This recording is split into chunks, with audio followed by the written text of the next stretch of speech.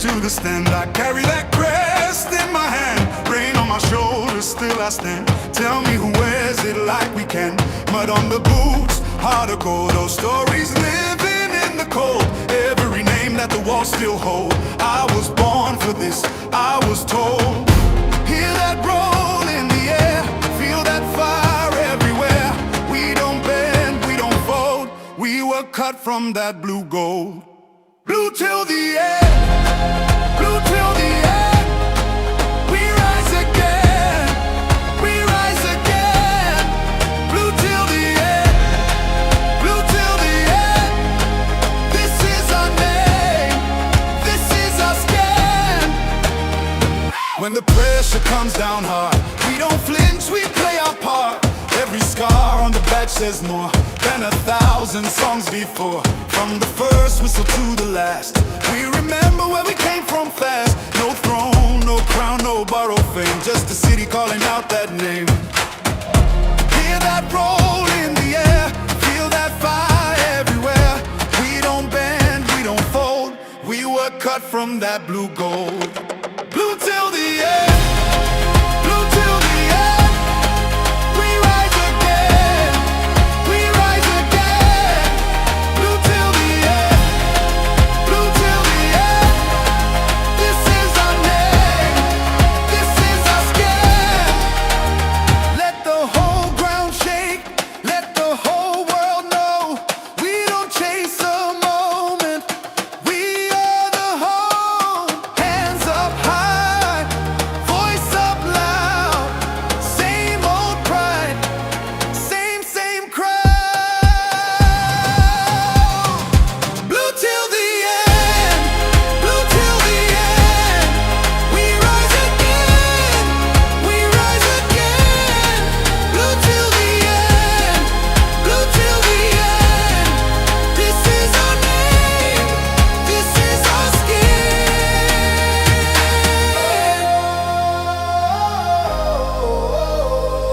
Yeah. Ooh. Blue till the end, blue till the end. Loyalty stays even through the storm.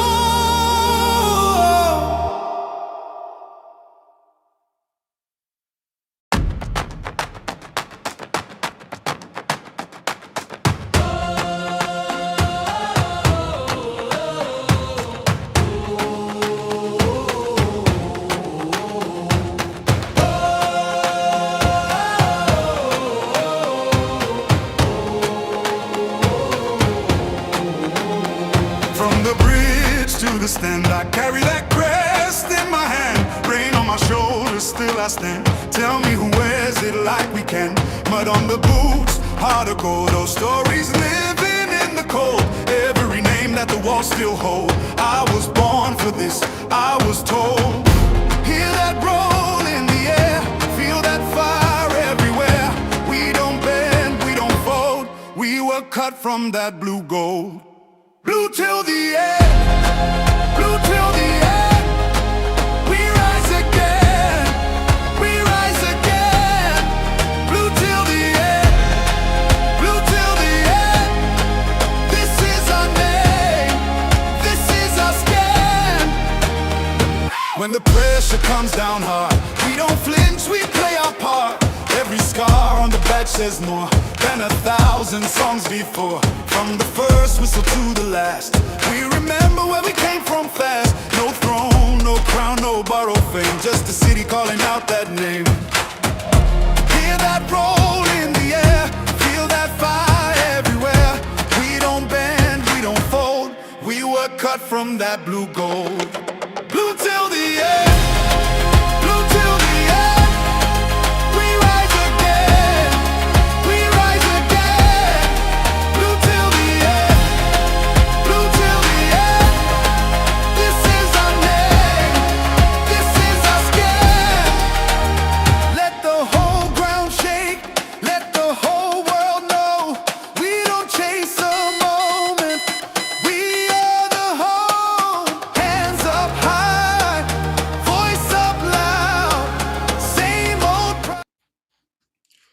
Yes, good people, big up to all of you. Welcome back to Chelsea Perspective. Welcome for another edition of the Blue Morning Show. I do hope you're all doing well. We don't have a lot lined up to talk about today, but yeah, because we keep it interactive here. It's about you in the chat, about us on the panel.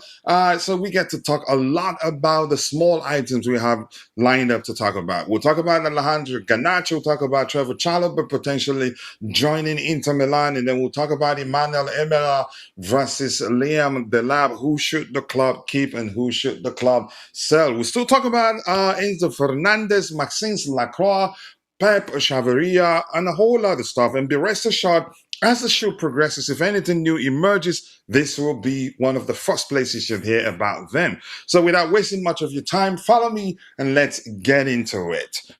Yep. The first item, let's go for it.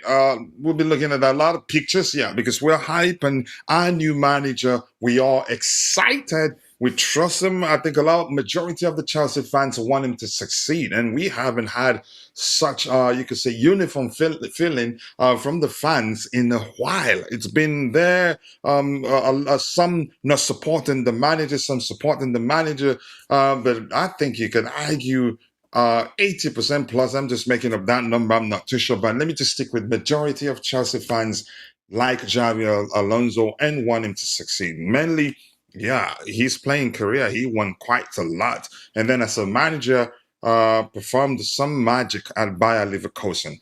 But before we continue, I'm going to say hello to those of you in the chat already. Get to hear how you're doing. I hope you're all doing well. Always something I wholeheartedly do wish for all of our followers. But before we start looking at the pictures, let's do that. But yeah, give me a second here. And the man forward almost always complaining all the time. He says we cannot be wasting time on Lacroix. And you want us to go drop the back and get the man? Let's see if the club does that. I'm not sure what that means. I'm not going to try to decipher it. And my bro, Mabast 05, aka MB05, is in the chat. He says, big up to you too, bro. I appreciate you finding the time to join the conversation. And he says, let me see. I hope Chelsea sell Garnacho. This guy isn't good enough to play for Chelsea. That may well be the case. And it looks like he's on the verge of leaving the club. And yeah, he really does want to leave. Let's see what happens. Yeah, Chukudum Okoli. Thanks for finding time to join the conversation. That's an Igbo brother there, and I know the meaning of the name. That's how I'm able to pronounce it, I think, correctly. Chukudubem or Chukudum maybe. But thank you for joining. I appreciate you. If this is your first time here, feel at home, express yourself. All we ask of you is just to keep it civil. But more importantly, thank you for finding the time to join the conversation this particular morning. Who else? What else do we have here? And Esther said, I mean, we cannot let any other clubs enter the race. It's not that simple. He is on international assignment, and there are limited access to his camp. Him especially, because yeah, if you want to sign him, he'd be involved in the conversation. That's why it's usually difficult to sign players during an international competition. Let's see. Hopefully, Winstanley gets sacked. Let's see what happens there. I think it's going to be difficult because he was doing what you could say following the blueprint that was given to him. Maybe he made some mistakes. I'm not sure. It's not up to me. I'm not too sure what he was asked to do, whether he did exactly what he was asked to do or not. But if he gets sacked, I'd be happy. So at least would have some peace at the club. But Tobago once again. One man's amen. Open commodity. Get it for me and keep it for me. Whenever I come to South Africa, you're surely gonna serve me with that drink. I knew about it from a song, Your Ven Chaka Chaka once again, but I want to taste it. It sounded like something more traditional, Yes, people, press your screen for just about a second, and then you will see the bells and whistles, the like, comment, and share options. But I think you can actually simply double tap your screen to like the video. If you're following the show, the vertical format of the show, I think you can do that to like the video. Just pay attention to the likes count. Once you do that, if it increases by 1, then it definitely did capture your like. There's something going on behind the scenes for 49. It looks like something serious. That's according to Fabrizio Romano. I'm hoping Bobby sent me a bottle of champagne because he's going to be happy. Chikudum Okoli, thank you. One day he says, "Good evening, bro. Given me a Chelsea transfer, are they going to sign Maxence Lacroix from Crystal Palace?" There's actually a guy, not that popular, um, that's suggesting that we've agreed a fee with Crystal Palace. I'm not sure whether to believe that. I'm just going to take that with a pinch of salt. Who's the other person on the final? Well, to him, I'm not sure. Every time I sing this, I make Tobeho happy. So I'm going to try to be doing it all the time whenever I can. I need Tosin out, Badishila too. Everything comes down to what the manager wants. If the manager feels like he can do with Tosin's experience and if Tosin, if he'd be okay to be a squad player and give us his best whenever called upon, I'd be happy with that. And I still don't think he's a bad defender. He had issues after that injury that he had under Enzo Maresca, and then when he came back, he was never the same again. Made a few mistakes here and there, but even at some point, he picked up form again. I don't think the club would want to let him go. We didn't spend anything for him, and I don't think the temptation to make some money from the sale of a player that we got as a free agent, I don't think that would even push them to sell him. I think he stays, but let's see. And I wouldn't mind as long as we're making all the signings to ensure we have strong depth in our defensive area. On the panel, let's see. I'll give you their names in a bit. Okay. Says I won't believe anything unless David Onston speaks. Now these days, even Ben Jacobs cannot be trusted. He's trying to save face. This is my first time here, and I am with candid opinion that Garnacho should be sold. And that's according to Jay Senmia. Jay, thank you for joining the conversation. I think he should be sold. System-wise, he won't even fit. If we still had Enzo Maresca, I say keep him. Eventually, he will pick up form. I think even he knows that, that's the end of the road for him at Chelsea, which is why we're hearing he wants out. Please, is Chelsea going for an experienced midfielder? And I think we'll see that happen. But thank you for joining the conversation. And I'm happy to let y'all all know that we have on the panel with me, our senior panelist and Bobby, and then the captain of the community in Constantine Don, the Aussie man. I haven't learned how to say the Aussie man correctly. He's trying to train me, but I have a lot going on, and that's the list of my concerns. He can take it like that or forget it. What is the current Chelsea transfer news? Just sit back, relax, and let's get into it. Dante, thank you for joining me on the panel. Bobby, I do hope you're doing well also. Dante, it looks like Garnacho, I think we've talked about that already, but I just want us to talk about it again because I want to hear how elated Bobby is that Garnacho, might be on the verge of leaving Chelsea. And I think we still make some profit from him, which at the time when we were signing him, we did talk about how that probably most likely was just an opportunistic signing, or maybe given the restrictions we were under at the time, we were just being more economical with our spendings. But we'll get to that in a bit. But Dante, let's hear you before I go to Bobby because you joined the panel first. I know you want to save the best to the last. Dante, let's hear you. Big up, my bro. Big up, guys. Big up. Yeah, look, That's it. he's like you said, he doesn't really fit the formation. So that's number one, obviously. His form didn't help either when he played. That's number two. But I think he would have still been here if we played in a At system with Maresca State. Maresca, where he uses natural wingers and touchline wingers, which what he is. So not having that at all at Alonso, it makes him very, unfortunately, it makes him very disposable because of that. So we're not going to lose money on him because at his age, young, it was an investment as well. So he either we sell him for the price we bought him or a little bit more, or we might send him on loan and then, you make some money up that way, do it that way as well. But I mean, first he was signed for a specific system, which was Maresca's system, and Maresca did want the player because he did speak to him, and he did say that he wanted that player. So he was involved in that. But yeah, unfortunately, when Rosenior took over a little bit, and then when the system changed as well under Rosenior, after he had no more place in the team even then. So yeah, it is what it is. This is what happens when new And he managers come also, in. and in all Sometimes honesty, he did struggle. he did, yeah. He didn't. He He had some wasn't really able good to games at perform the start. consistently. Yeah. Yeah, he had some great games at the start, but then Maresca left, and You then you that want to kind of fight with Bobby by saying great games, right? yeah, he did. Yeah, exactly, correct. He had a couple of really good games, and then a couple of bad games, and then Maresca left. So then things were up in the air, obviously. So uh, yeah, look, it is what it is. He didn't do well enough to earn, but it was also his first, Yeah. first go at it. Basically, at Chelsea, players need a bit more time. So but now with the new manager coming in, he's clearly not in the plans because he doesn't fit the formation at all. So yeah, they're moving him on. But this is why they bought him.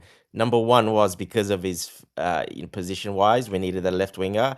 Number two was we had restrictions over our head. We can only sign players under 21 at the So time. we were trying to be more economical with our spending. Yes, and that's why we signed Gittins and him both under 21 at the time because we were able to sign players under 21 under those rules and regulations. We couldn't sign anyone over that age at the time. Yeah. All right. Thank you so much, Bobby. Before I come to you, let me just catch up with a bit of what we have. Give the microphone back to those in the chat, and I'll come back to you. You just hit me up via. You're on Facebook. You should, if you're on X, send me a message. We have a panelist group, so if you'll be able to do that on X, formerly known as Twitter, then you get your chance. You get your shot. We give everybody a chance to come express themselves on the panel. We don't run an echo chamber here. Everybody's opinion matters. So big up, Modmana, and my bro is in the chat here. My ears are open for updates. Sit back, relax, and you will enjoy it. Smoke signal. That sounds like something I'm gonna start using to big up Bobby. Okay, I'll practice and then I'll give it. I almost said I'll give it to him. I remember when excuse me. We were having a conversation and Bobby was talking about how he responded to a panelist. I think he went on Talksport or something like that. He said, "I gave it to her." We were like, wait, you did what? We could have stopped laughing for around 2 minutes or so. Here for the vibes. Thank you. You're fighting with Modmana already. Paul Winstanley wanted the player. But yeah, Maresca called the player. He could have told them, I don't want him. Or maybe leave at that point so we know we need a new manager and start looking on time. But Bobby Mabas is saying big up to you. And this is anything else important to read here? Let's see. Garnacho was an opportunistic signing. The signing hasn't worked out for him, and he gets to leave. We did talk about how that will be the case eventually. If it doesn't work out, we sell him. Let's see, Coach Leslie gone to Galatasaray. I think I wouldn't say he wasn't. You could say doesn't exactly have. You could say didn't get a good enough opportunity at Chelsea. He's a good player. I hope he still makes it, but such situation can actually dwarf a player's development. Give me your X account. It's just Chelsea Perspective on X. You'll see Chelsea at Chelsea Prospect on X. Immediately, I'll get your message if you send it, and I'll wait for a message. I have my cell phone here. I give it Bobby out. Let's see. Yes, good coach. Thanks so much. I appreciate you for saying that. But yeah, let's come back to the panel. Bobby, let's say you, Alejandro Garnacho, looks like he's going to free you. It looks like he's going to stop living in your head, rent free. Before Bobby comes in, Coach, Leslie Uchuku, we have a 20% salon clause on that in that deal as well. So how much did they sell him for? It's not clear yet. I think it'll be around 20, 25, something like that. 25, maybe 30. Then we'll still make some there. money then. So that's fine. Yeah, but it might be a loan with an obligation to buy first. That's what they're trying to figure out if they're going to do a full deal or. But anyway, we got 20% on the sell-on clause as well. Yeah, still good business. So, Bobby, let's hear you. Thank you for that information, Dante. I appreciate that. But Bobby, are you still there? Bobby. All right, we wait. When he comes back, he joins. But Garnacho is going to find. Garnacho will finally free Bobby. Bobby doesn't have to worry about Garnacho anymore. Garnacho was living rent free in He the finds one every Bobby's. season to pick on. Every season at the start, there's one he picks on, and he chooses to But unload you on could him every argue, time. you could say, you could say he's winning the Garnacho fight because he's Yeah, it's struggled. not about winning, but I'm just saying he chooses one every year to really let go on, and he just unloads on him all season usually. Yeah, I'm waiting for him. Let's hear him. Bobby, are you there? I will not be surprised if Arsenal signed a 49. Yeah, right. Even if you even if you set an A bomb there, they're not gonna come for him. They might actually. I don't know. I think Barcelona wouldn't mind They him, like but it that type have to of be coach. Madueke Barcelona is wouldn't mind exactly him the same. because Barcelona are signing pace merchants these days. Go ahead with what you're saying, Dante. Yeah. They got another one on the right hand side, very similar to Garnacho. So yeah, they probably should match him up. Yeah, let's see. Ateta will say I can fix him. Yeah, he fixes everybody. I won't be surprised. Let's see what happens there. I make good coffee, really. I know you I, don't want to hear from me. That's why. we called upon you, Bobby. I was telling Oh, I went away and came back. no, I I talked just about want to look. how Garnacho how he's Look. finally decided to free you because he Look. was living. Yeah, go ahead. Hmm. The only thing I'll say in his favor is that Chelsea are a small size, and he's a smaller player, and we did not have enough physicality around him to give him any sort of protection. But having said that, he's not good enough. I'll give you another analogy. I once had a girlfriend back in the day when credit cards started getting to people.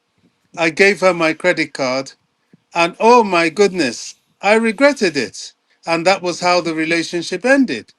This is how the sporting directors are with Chelsea's money. They just threw it around on all sorts of rubbish and expected us to accept it. I don't go with Dante's explanation. Oh, you need this, you need that, you need this for that and that. No, you need to be a good footballer to start with. You know, look at Mbappe, what he's doing with the French national team in the World Cup. He is carrying that team.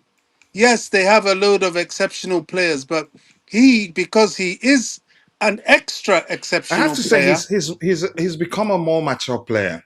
he has, Irrespective but of what anybody thinks of him. He's become good, more mature. He leads. More he importantly, leads the team. Good yeah. footballers don't hide. Himself, Olise, Dembele, you see them. They show up. Even when we had another relatively small player, Jaden Sancho. Jaden Sancho didn't have a fantastic form always at Chelsea, but whenever he came on, he had that little extra, he had that little special thing he could do. Garnacho is not that guy. I want him to go, and I'll be happy he goes. I don't think they'll get their money back on him. I don't think anybody will be foolish enough I to think they spend will. in it. Well, The market is inflated. is inflated. They Amen. will I eventually. hope Yeah. it's true. Mhm. But for him being at Chelsea, fine. Let him go somewhere where they can do all these extra special things he needs, and let's see.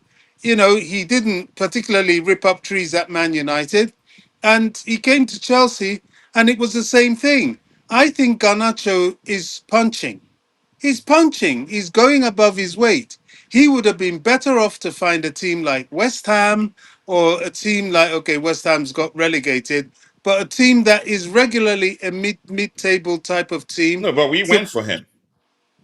He didn't well, choose us. We chose that him. that shows the dumbness of the sporting directors and how they've created the financial situation or at Chelsea. For them to have spent in excess of £90 million on him and Gittins is disgraceful.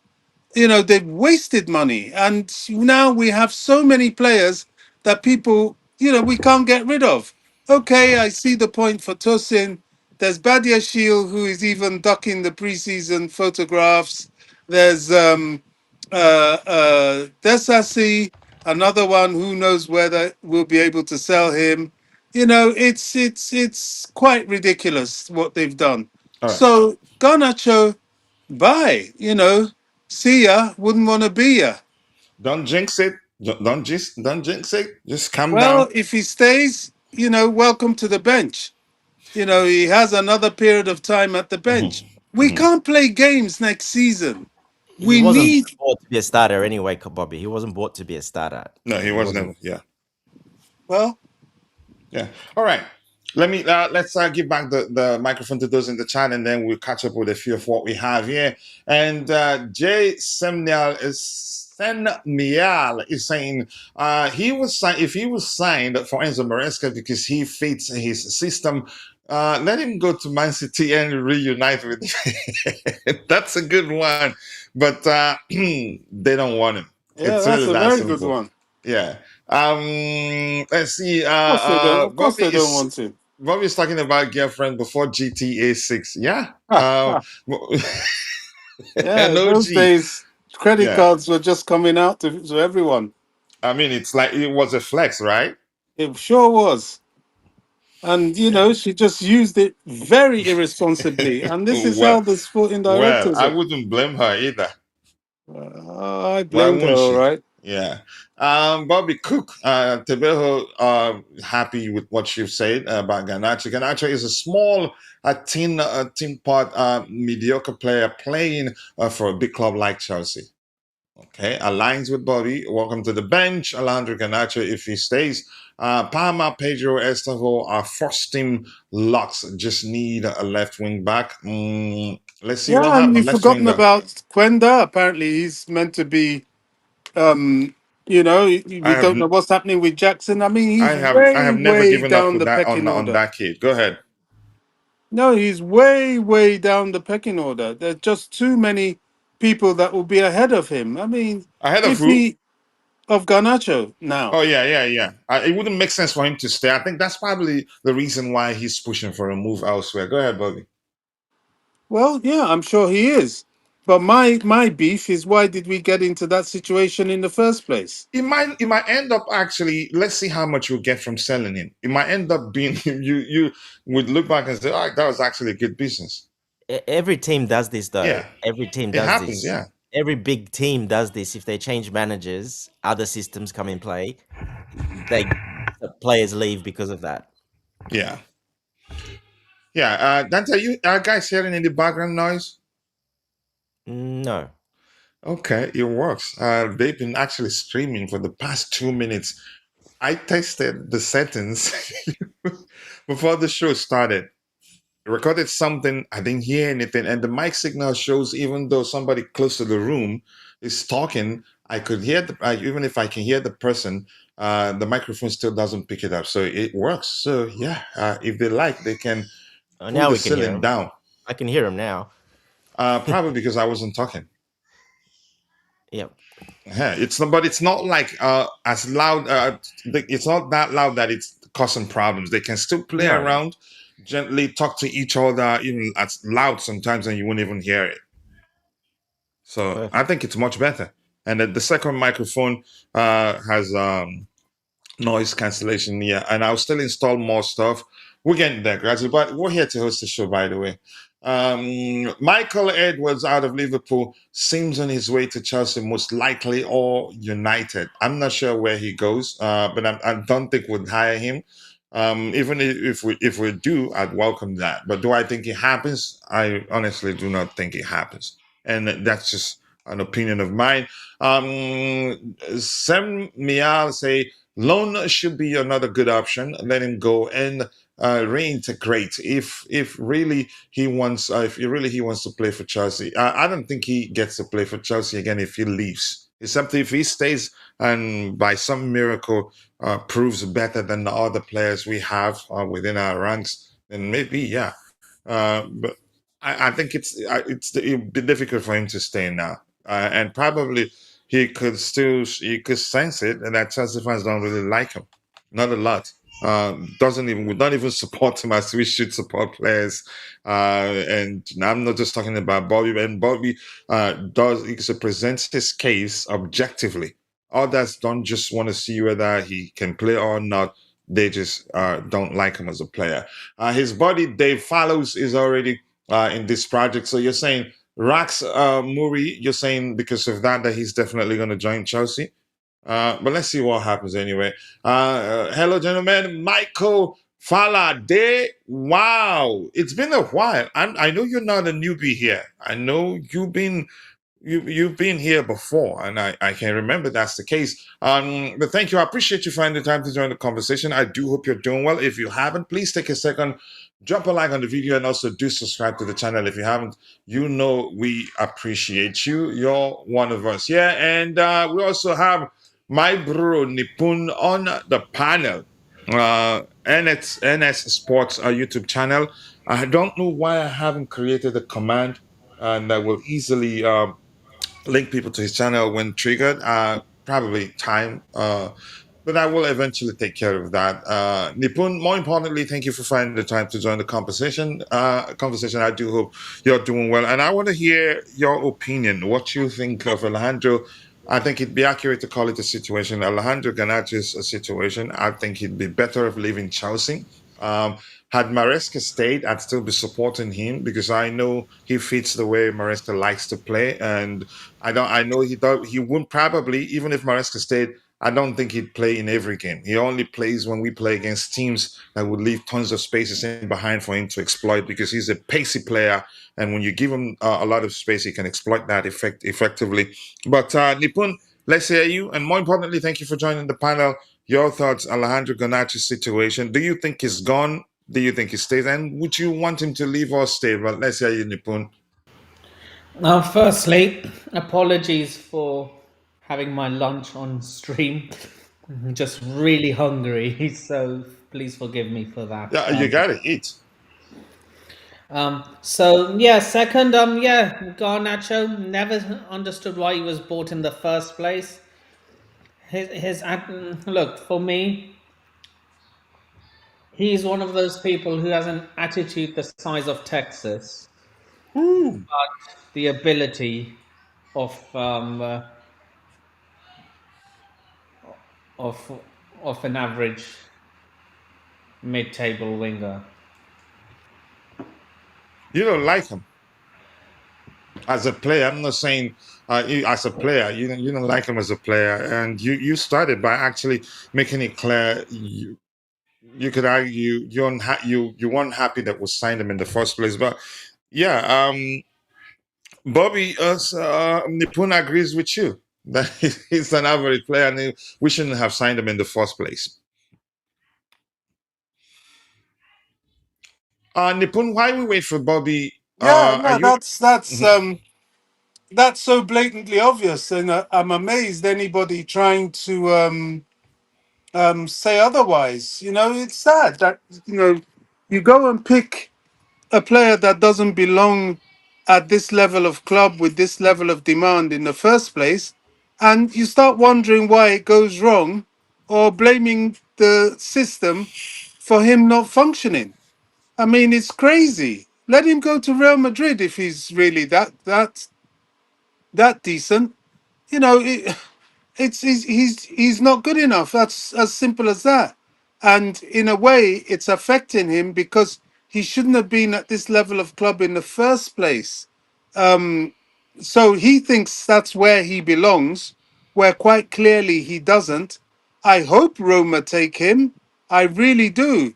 But do they even have the money for him?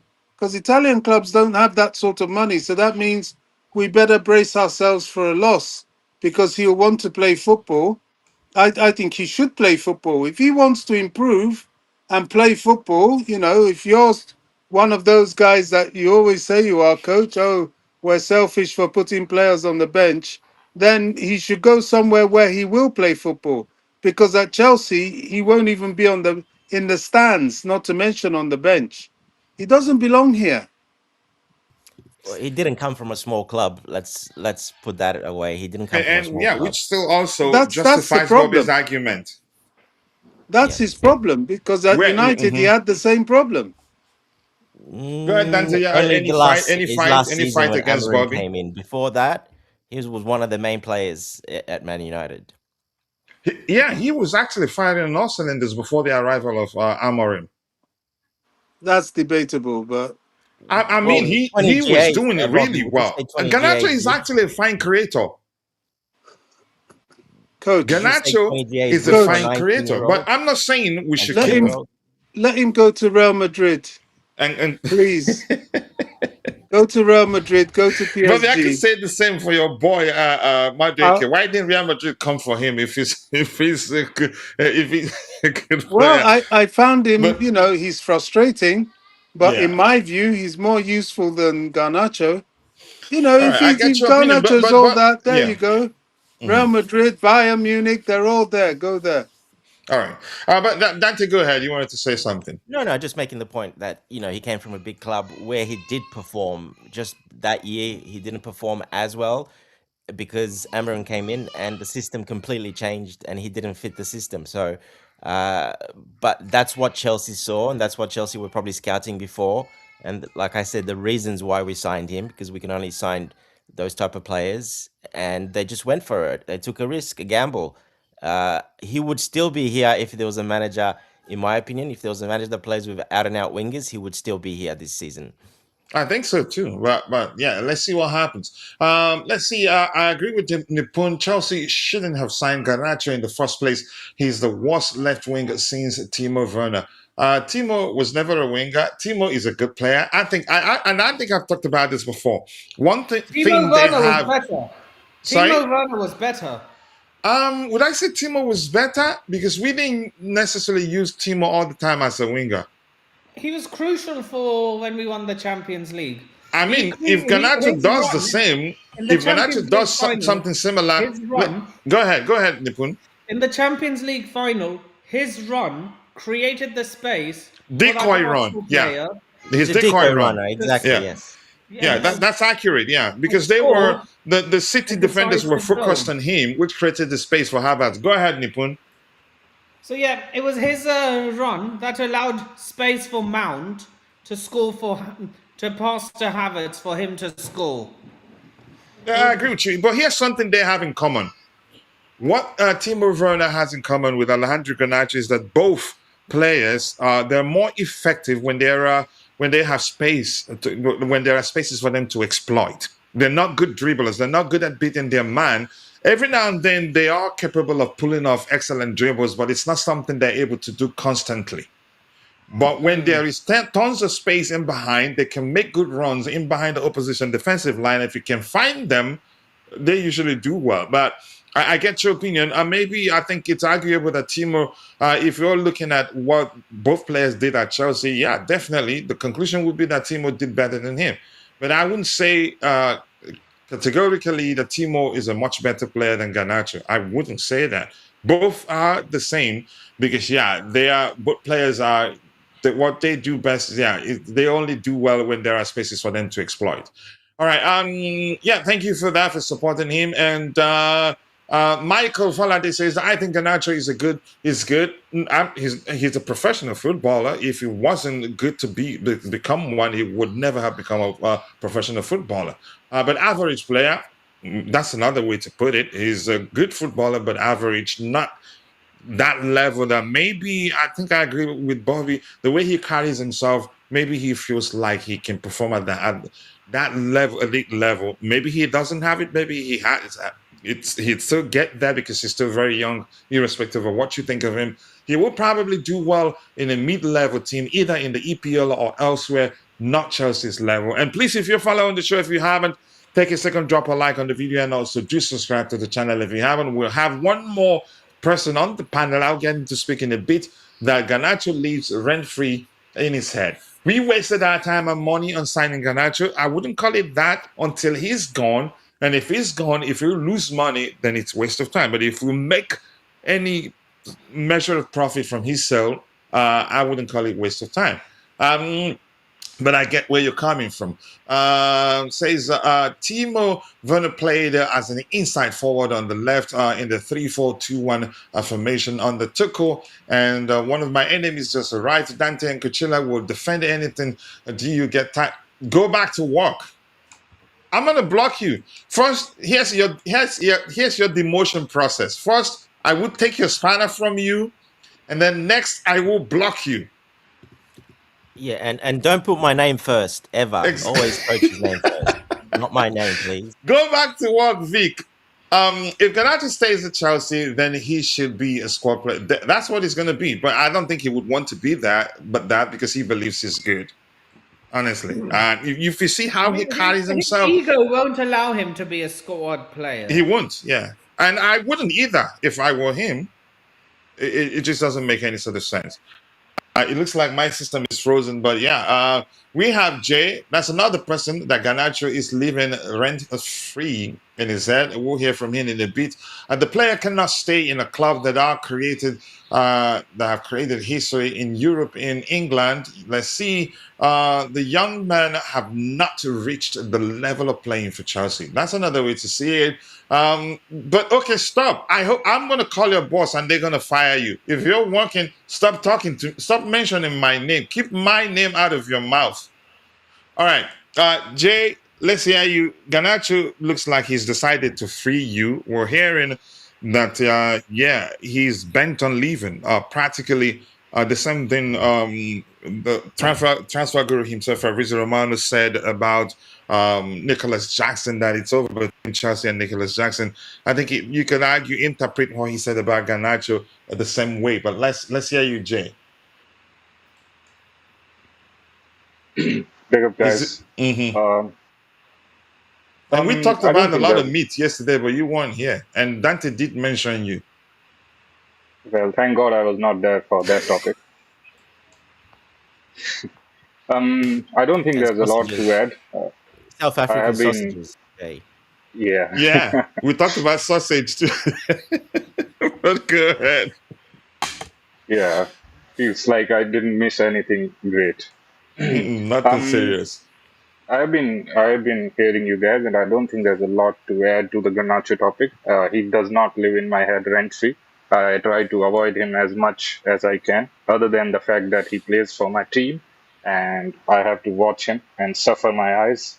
But when he'll officially go, I'll really have this feeling in my heart where I want to, just sing out loud the Martin Luther King Jr. speech, free at last, thank God Almighty, free at last. That is what Garnacho has done to the Chelsea fans. We have suffered a lot. In general, the left wing has been an issue for us. I don't think there was anything coming from that left wing, and Garnacho is the jewel of the disaster that happened last year on that left wing. And there is nothing surprising.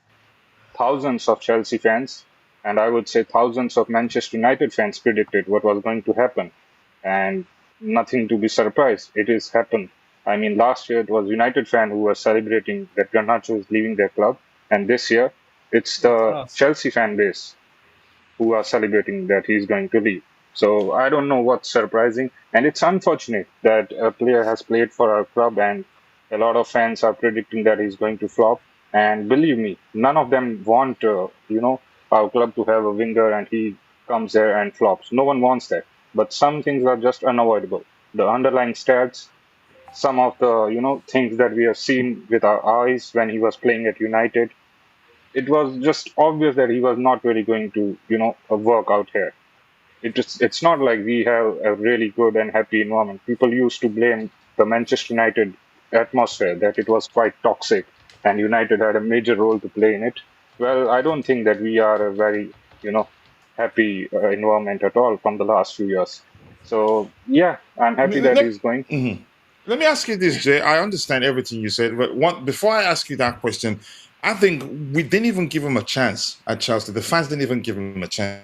And I am of the opinion that had we at least supported him the way we support players we like, I think chances are he would have done better for us. But we didn't even give him a chance. We were waiting for him to make mistakes because we were preconditioned, and you could say it was drilled into our mindsets. You could say we drilled into our scores that yeah, he wasn't a good player, has attitude issue, more mainly attitude issues. So we weren't actually ready to support him even before he joined us. We were rebelling even before he joined us. And I'd argue that as a human and as a kid, a little you could say a little more support from our fan base, I believe would have gone and could have gone. You could say would have done enough. You could say helped him do better. I'm not You know saying what I we don't get cannot do about better some of than our him. It's fans? just I'm coming Nipun, but the question I wanted to ask you is this, Jay: how was he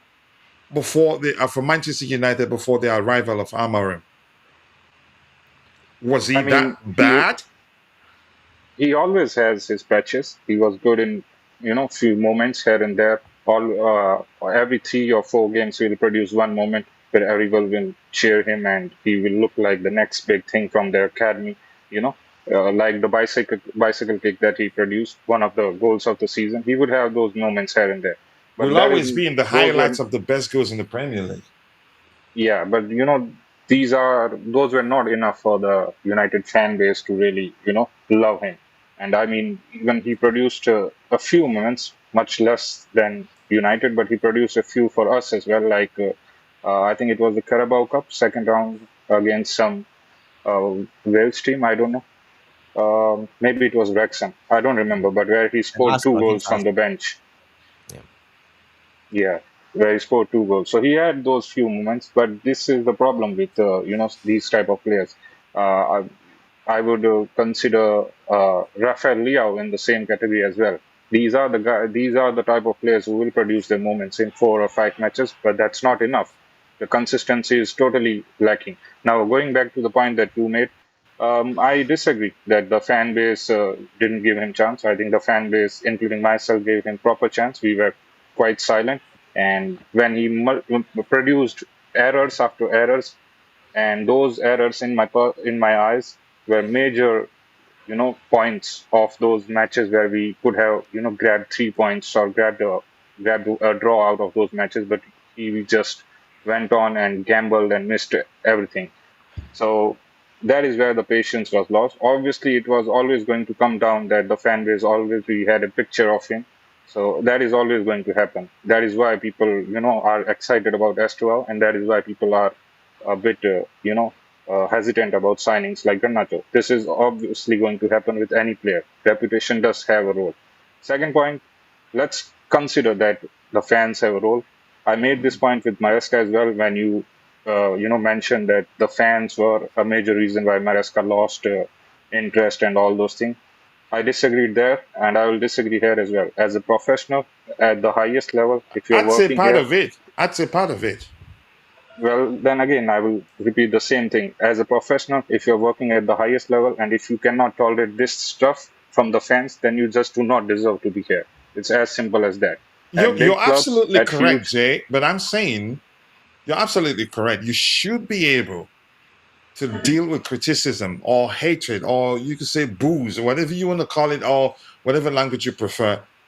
You should be able to deal with those as somebody who's a public figure who the fans with irrespective of how you perform, there will be some section or some sections of the fan base that will still not like you should be able to deal with it. But it is of my opinion, humble opinion, that yeah, the fans not you could say that the fact that the fans didn't fully warm up to Maresca was also a factor. I'm not saying definitely the main factor for me. I'd still say I'm going to die on that hill is that yeah, he was always going to leave Chelsea, and when the opportunity came, he yeah, did what he did to leave. But go ahead.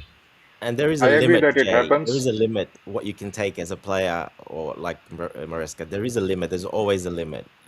Like you said, Look, some. that's where It wasn't some. It that's wasn't some. It was 80% Especially for of the young time there. kids, I really. agree. But I go agree. ahead. Look, it happens. It happens. I agree to coach and yours point that it happens. It obviously happens.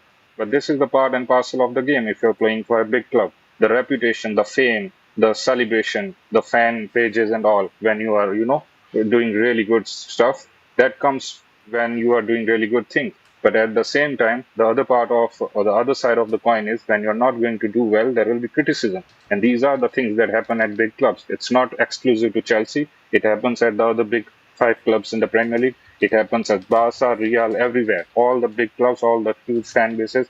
It is a normal thing to happen. It If does, you're but not going to be, criticism and hate if are a you're bit different. Nah, again, I mean, I'm not condoning it. I'm not saying that this is a good thing, but what I'm saying is this is the reality. If you can't function at it, then you do not deserve to be. And that is why I agree the with that. coach mentioned the point that maybe he can go and flourish at a mid-table club or a small club because these type of external factors are not quite, affecting a player's mind, Probably has to leave which is England going, now, to be honest. Probably has to leave England. yeah, I think he'll exactly. most likely leave England. Yeah. Yeah. Anyways, since he's leaving my club, I do not hate him. It's Yeah, just you're that he gonna. played I for know my you don't club. hate him. Are you gonna send me a champagne since finally he's freed you? I don't know. He's gone now. I mean, good luck to him. I mean I have nothing against him. Even if he stays, I'd still support him the best I can because that's my job. But before I go to Nippon, just give me one more second here. Let me catch up with a few of the stuff we have here. I've read nearly everything, but we can't read everything we have in the chat. And there, what do we have? This is Beniza saying Chelsea should use Garnacho for who? Manu Kone, he's a baller. But yeah, will the other club want him? I don't know. Chelsea should get a winger, and that's like Eden Hazard in the position. Let's see what happens there. I think we're probably not going to sign a lot of traditional wingers now. And people go and check out Trevoh's YouTube channel. The link is there and it's pinned at the very top. Support him. Let's help him to get to 10,000 subscribers as soon as possible. The link is pinned at the top. And if you like what you're hearing here, same for his channel. Very objective. He doesn't run an echo chamber. You're entitled to your opinion. You're allowed to present your opinion. And if anybody has a counter opinion, they present it. But why am I even apologizing for butchering his name? Chelsea need a player like Eden Hazard in that wing. Let's see what happens. Nipun, sorry, you were gonna say something, but I think Jay was still speaking at the time, or was maybe I was the one. But let's hear you, Nipun. For Jay for disturbing his train of thought, first of all. Okay. Second, there's something I really need to get off my chest Let's hear you, Nipun. about how these fans, they know exactly who they are. I'm not naming them because I still have some sort of respect for a lot of them, but just not when it comes. I mean, we all love the club. But a lot of these fans are just nitpicking everything these owners do. Look, the owners deserve criticism, but what I don't like is when the criticism goes overboard.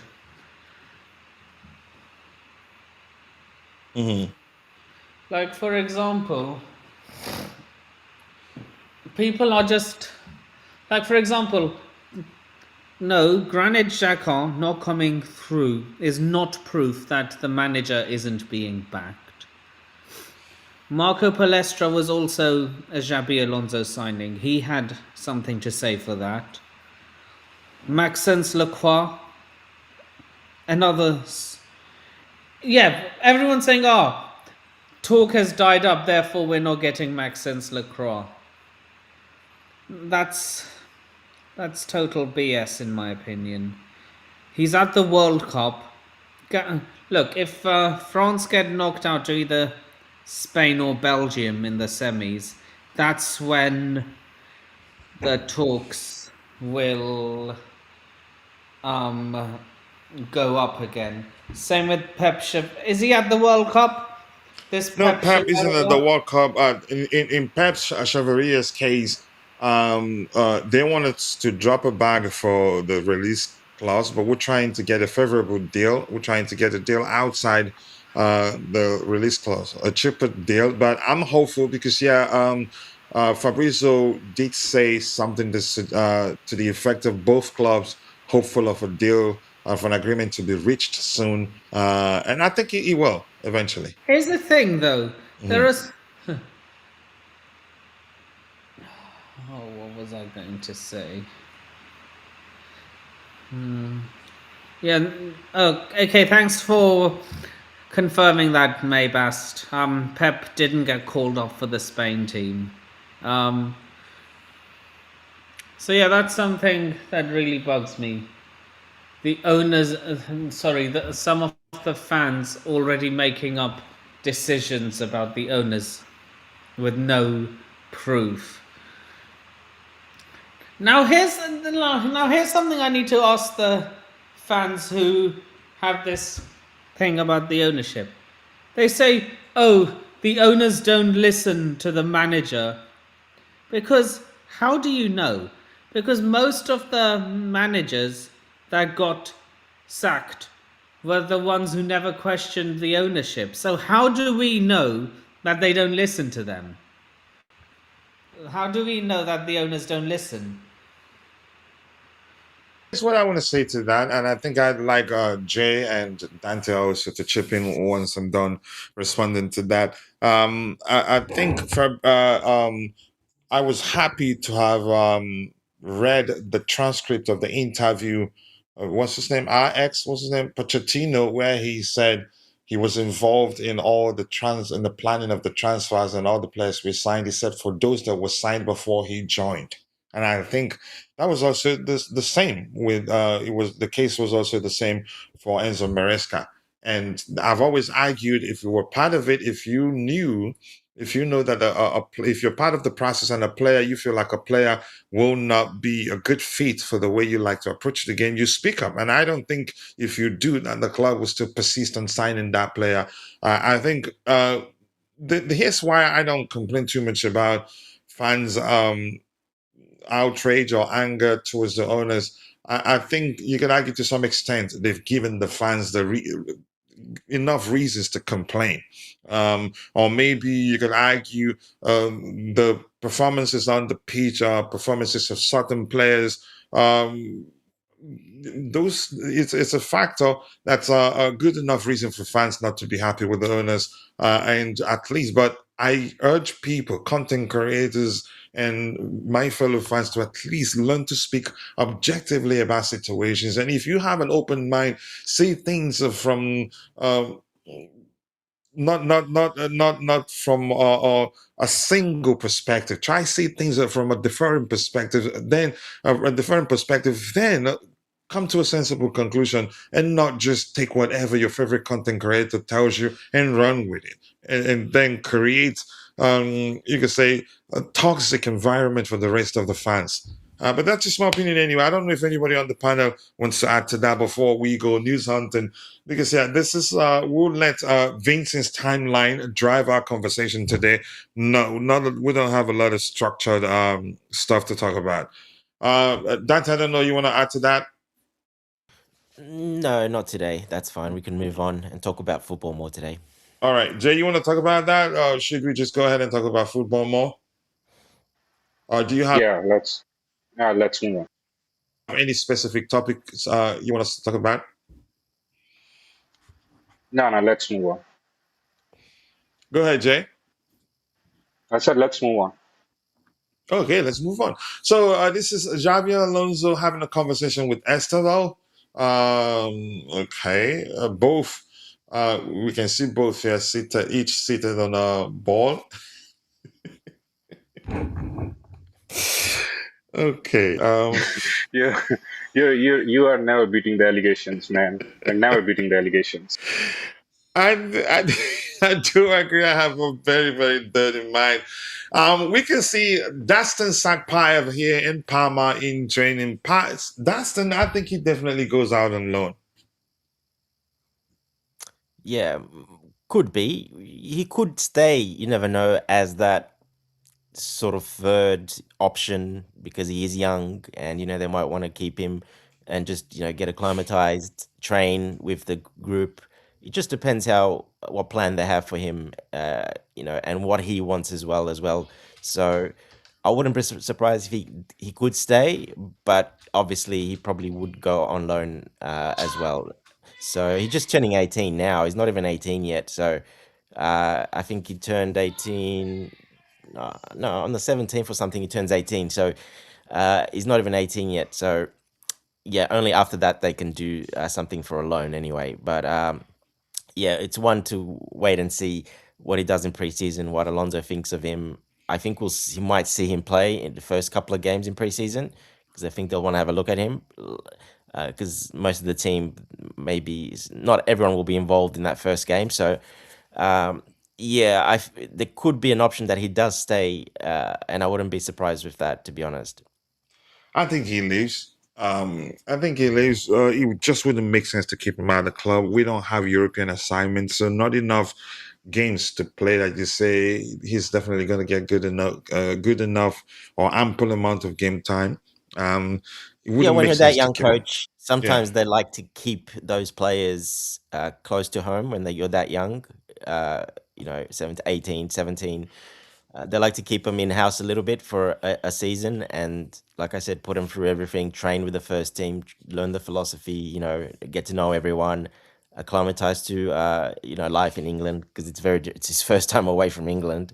He's never been anywhere before, uh, so yeah, that's why I say he might stay because of that, and he might even play in the under 21s. You never know. So uh, once he turns 18, we'll know that straight away what the plan is because they haven't put anything out yet because he hasn't turned 18. So not really, a proper professional yet, hasn't signed that extra contract to actually be able to loan him out or to make those decisions. So I think we'll find out very soon, though. Yeah. I think he goes out on loan. But Jay, let's hear your opinion. Dastan Satpaev. I think if Emira is going to stay, even if the lap is the one that ends up staying, I think Satpaev. I think he'd be better going out on loan. If clubs are willing to take him on loan and guarantee he gets to play to continue developing. I mean, it's not that straightforward, really. I can't really tell what happens, but I suggest he will leave alone because that's what I believe what would be the best option for him. And it's just an opinion anyway. Um, because I get it, he's a good player. His ceiling is really high, but I don't think the club would prefer keeping him and sending Emega on loan if that's the option. Or even compared to Jackson, he doesn't have a chance. And that's just an opinion of mine. But Jay, let's hear you.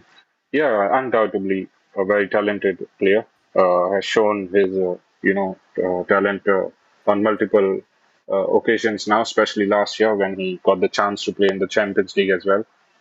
So the talent is obviously there, but two, three common sense points reflects that he's not going to stay with us.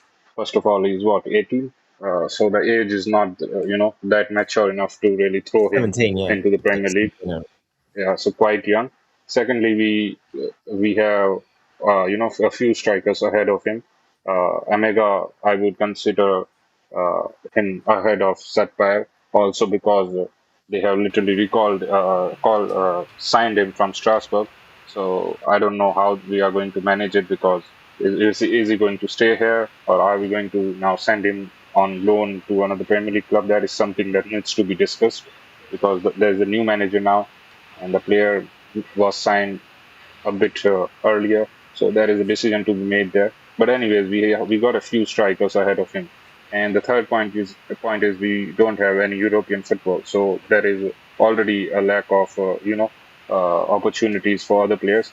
And in this instance, the players like Satpaev, who is very low in the pecking order, is obviously not going to get any chances, and we are going to obviously halt his development as well. So, for me, I think it's a no-brainer that he goes on a good European loan. Yeah, I think it'd be better of going out on loan. I wouldn't mind us English Championship, honestly. It would do his development a world of good. That's the sad part there. I'm not sure whose back that is. Niam, I hope I pronounced that name correctly. Niam Niam Charles has completed a permanent transfer to Manchester City, bringing a trophy-laden 6-year spell at Chelsea to an end. Okay. And Martin Holman, okay, has just signed his contract at new Atletico Madrid player. As new Atletico Madrid player, Chelsea are not involved, but rumors suggest that that we were interested in signing him. It turns out it was all horse dung as usual. A lot we've heard this particular transfer window, the world learning, all absolute nonsense, really. So, Bobby, I'm not sure you'd have anything to add to the possibility of Chelsea signing of what's his name, Dastin Satpai remaining at Chelsea. I think it'd be better of going out on loan. Jay agrees. I'm not sure. I can't really tell where Dante stands on that one. Dante, I think you, Dastin Satpayev. What's his country again? Kazakhstan, I think. Kazakhstan, I think.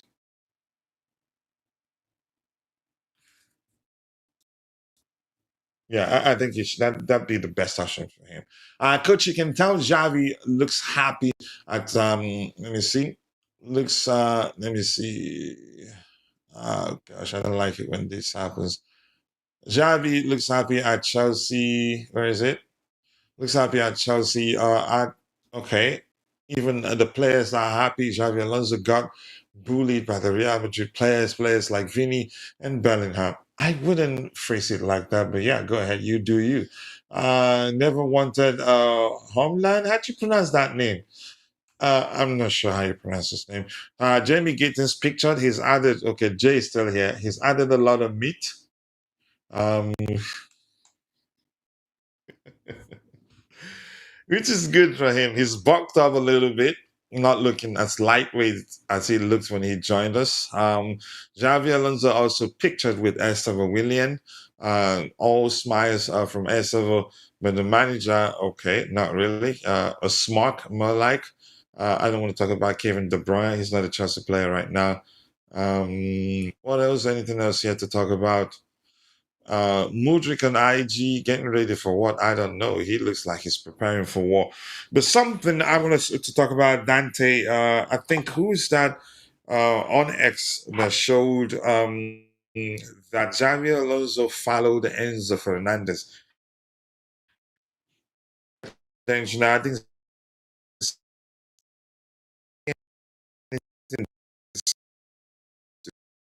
if everything we're seeing, you could argue now suggest that Enzo Fernandez might actually play for Chelsea in the 26-27 season. It's a good possibility, really. But Dante, let's say It's a good thing. I actually find it hilarious. The fact that he was so. go ahead. Dupin. I find that absolutely hilarious. And let me tell you, he deserves every bit of it. Like, he was Of the embarrassment from putting. Madrid. No, not a move there. The fact that he got rejected by them live on Twitter through through a commundia. I don't know how to say it. Commundia official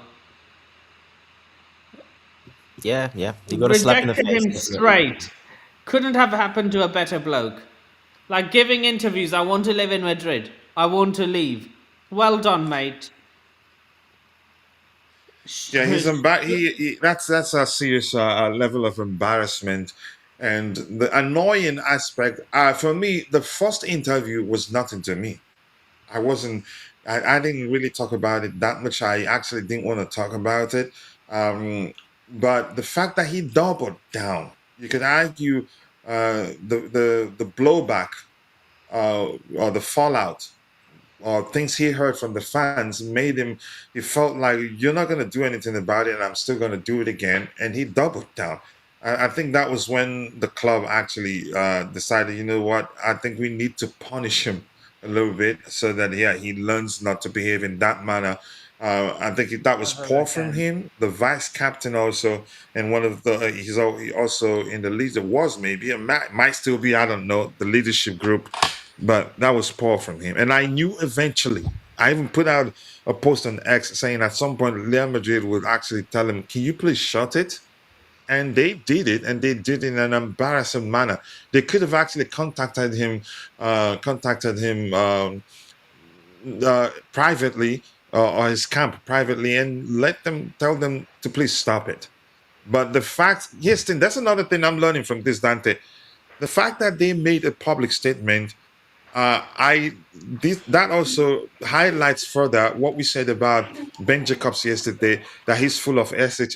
He was just trying to cover up for the rumors he was peddling on X, that that the player already agreed on personal terms with Real Madrid.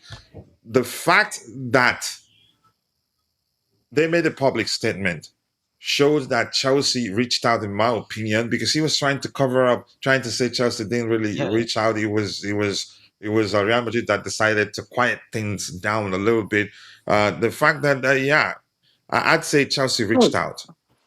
Yeah, Coach. go Definitely ahead, reached Bobby. out. They really have. It's business Sorry. relationships, and Real Madrid don't want to upset that business relationship because it's a very good one with Chelsea. So might happen in the future more, and players might swap clubs in the future. Who knows? So I think they wanted to keep that relationship intact and to pretty much, both clubs like, to have the power, not the players to have the power. So yes, that's definitely, they would have talked 100%. Yeah.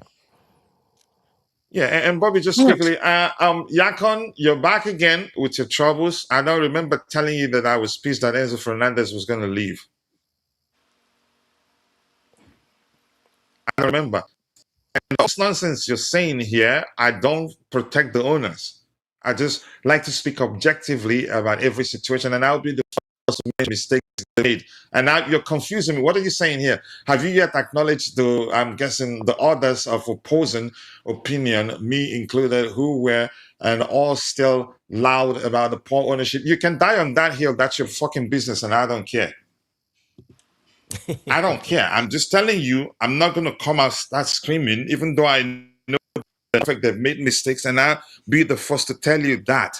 But I'm not stupid enough to come carry placards and start screaming blue coal out, because they will not happen. And you know that. And you speak like you're smart enough to know that that's not going to happen. And I think you went to the measure of saying you wouldn't mind Chelsea failing if it means they leave. So for that, you and I, we can still, you could say, debate, but you're on the other side, and I'm on. You could say, father, I'm on the opposite side, and I think you will remain like that, not because you don't like the owners, but because you went to the measure of saying, correct me if I'm wrong, that you wouldn't mind us failing as long as they leave, which will not happen. Even if we get relegated to Division 30, they will still be here. So save yourself your energy and your mental to just ensure you're mentally stable by not, you could say, overdoing it. You can speak about the mistakes they've made, but I think you're overdoing it. And you like coming here just to distract me with it, or maybe to get me talking. I'm going to stop. And I'm going to start ignoring you if that's all you do all the time. And stop. Don't lie against me. Please do not say what I did not say. I never said anything to suggest I wasn't happy that Enzo wanted to leave. I only said his behavior I don't like. Who fed them lies? What lies did they feed him? So stop making up shit and leave me alone. Let me host the show in peace. Go ahead, Dante, please. Hey, I want to read that comment out again. I want to read that comment out again. Let me see that. Let me see that. That comment that had my name in it. Didi? Put the comment up, coach. Put the comment up. Okay. Because I want to. No, the one that says his name. Because he's. Which one did he mention his name? One before that. The one before From that. Yakon? Yes. The one, after. What did he say? He He said mentioned Nipun, Sharma. right? Let me search He it and said, find it. Yeah, let it's me read actually it his out. name. Yes. Let me read it out. Sharma, you're upset Enzo wants to advance his career after being fed lies by Bluco. No, I'm not upset at that. I'm upset at how he handled himself. I'm upset. Did anybody say he was glad Enzo Fernandez failed? No, that wasn't even what. Yakon, you're a serious troublemaker. He was saying how the whole thing backfired spectacularly. The shenanigans in the media backfired really. Um, if I Yakon does know how to mysteriously pull my legs, disappear, and even Jay is now celebrating Yakon in the chat, giving him big ups for pulling my legs, But wait, rattling me. coach, But go ahead, Bobby. coach, why Yeah, go would ahead. anybody be happy that Enzo wants to leave? I haven't seen anybody that's happy except those that never liked him. He remains and is still one of my favorite Chelsea players. it's Anyway, ironic. listen, there's Um, a bit of an obsession. You know, we're going into a situation where people that are obsessed with Blue Coat out start attacking people that have a bit of a moderate mind about it, which is ridiculous if you ask me. I mean, I don't It's like. because Bluco outers don't Yeah, I like. don't like what It's the. because Bluco outers don't like people having a different opinion to them. That's It's all it crazy. I is. mean, I don't like what the ownership has done. I think they are up for the criticism they got certainly at the end of last season. But to then start attacking people for not screaming Bluco out every 5 minutes is just ridiculous. I'm I not going to wanted to do throw that. some light on this Enzo Real Madrid thing that nobody has actually seemed to highlight. I think he actually pissed Real Madrid off. Forget about Chelsea and everything. He pissed them off. They can't have any willy-nilly player just turn around, start saying, "Oh, I want to live in Madrid," this and that, and then engineer a move. It's so obvious. So they stood their ground. If you come here, it's because we want you, not because you want us. Then anybody Um, can just turn around and say they want to go to Madrid. So I think they shut him up and put him in line, and And these rightly clubs so. and clubs do have working relationships. Yes, of course. hello, coach. If Yeah. I mysteriously disappear, that means my laptop has run out of battery. All right. It happened. Yeah, okay. All right, Nitin. Thank you for that. But go ahead, Bobby. No, I was just saying that Madrid just got angry and they were fed up with the twerking as if you're trying to force them to buy you.